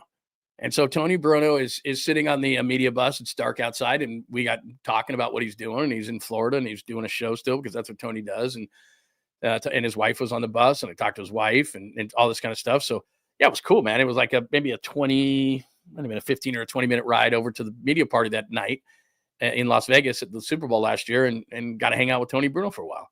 So I'm glad you reminded me of Tony Bruno. I got to give him a call. You got to jump him on. But yeah, he's great. That was a good guy. All right, that's it. Anybody else? Yeah, there you go. Hit up Tolbert right now.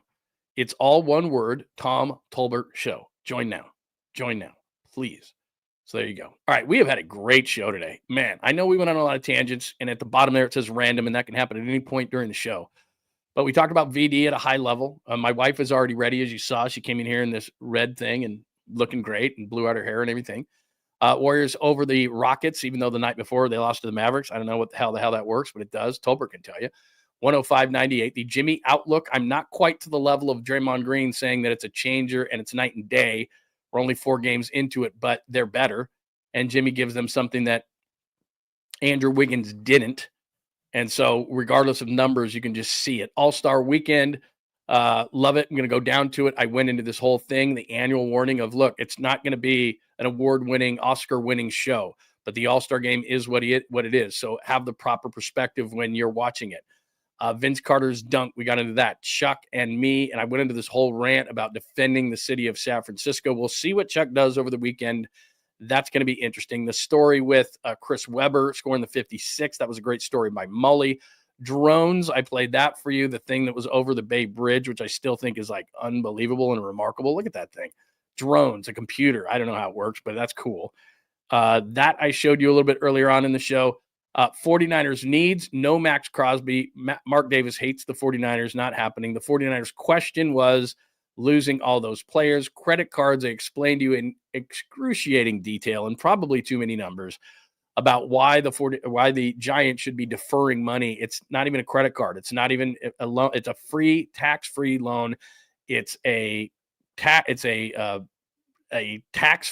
and interest-free loan on a credit card. I mean, it's just the best thing ever. And the Dodgers apparently are the only one who read the rules. Get with it, Buster. Random stuff we do all through the show. And Mr. T, the Tom Tolbert show, he is get it over here. What is shaking? What is shaking? So there you go. Make sure that you join the Tom Tolbert show when you leave. Let's get his numbers up on YouTube and all the other things. Follow him on social media. He will be here soon, and I know we're going to do some collaborations and all that kind of stuff.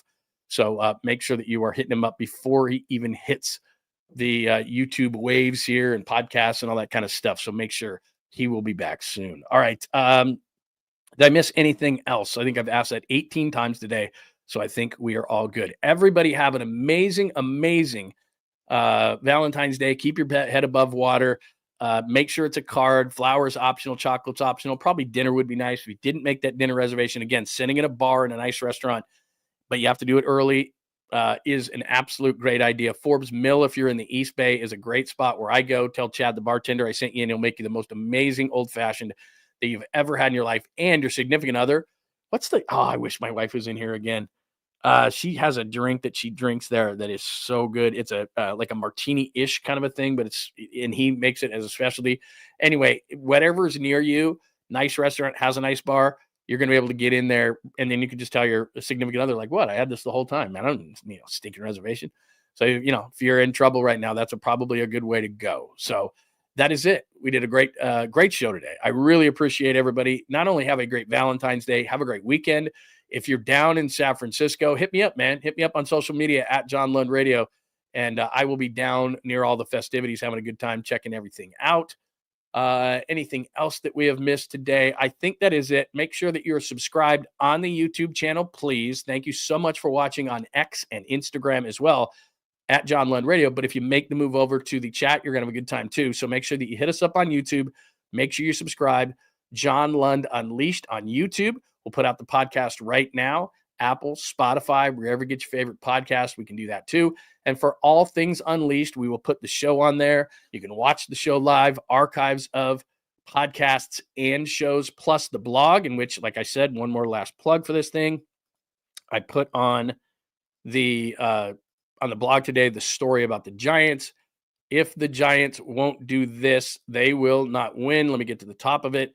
There you go. If the Giants won't do this, they won't win. There's a fancy video along with the story. I did used to be a sports writer. So so you can check that out as well. And in more detail and easier to follow detail, it's how the Giants built their team. But a lot of it has to do with the deferral of money, which is an absolute brilliant move that baseball has essentially told you. And there's the front of the website and all that kind of stuff. So there's all your social media stuff, but then meet your host and whatever. YouTube shows, you click on that, you can get all of them. Latest podcast, click on that, you can get all of them.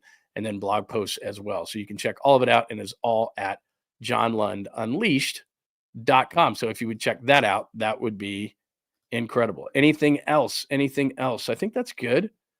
I know. That's a great point. You want us to read too? What the hell's wrong with you, bro? That's a good point. But if you want to, you don't have to. You don't have to. I don't want to make you read. I don't want to give you homework. Homework's no fun. Anyway. All right. Have a great. I keep doing this and they're like, you ever going to leave? Because I got things to do. I got a Valentine's Day to take care of here, dude. Come on, let me go. All right. Have a great Valentine's Day. Happy VD. Have a wonderful weekend. If you're going to be in San Francisco, hit me up at John Lund Radio. I will be in the city this weekend, hanging out, watching all the festivities and having a great time so we can report on that on the Monday edition of the show.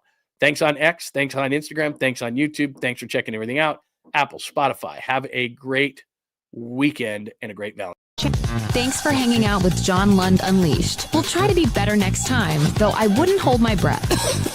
Please like and subscribe on the John Lund Unleashed Pod YouTube channel. Watch live shows weekdays at 8 a.m. on YouTube, Instagram, and X. And make sure to have your alerts on for shows throughout the day or night. All things Lund can be found at johnlundunleashed.com. johnlundunleashed.com. Goodbye!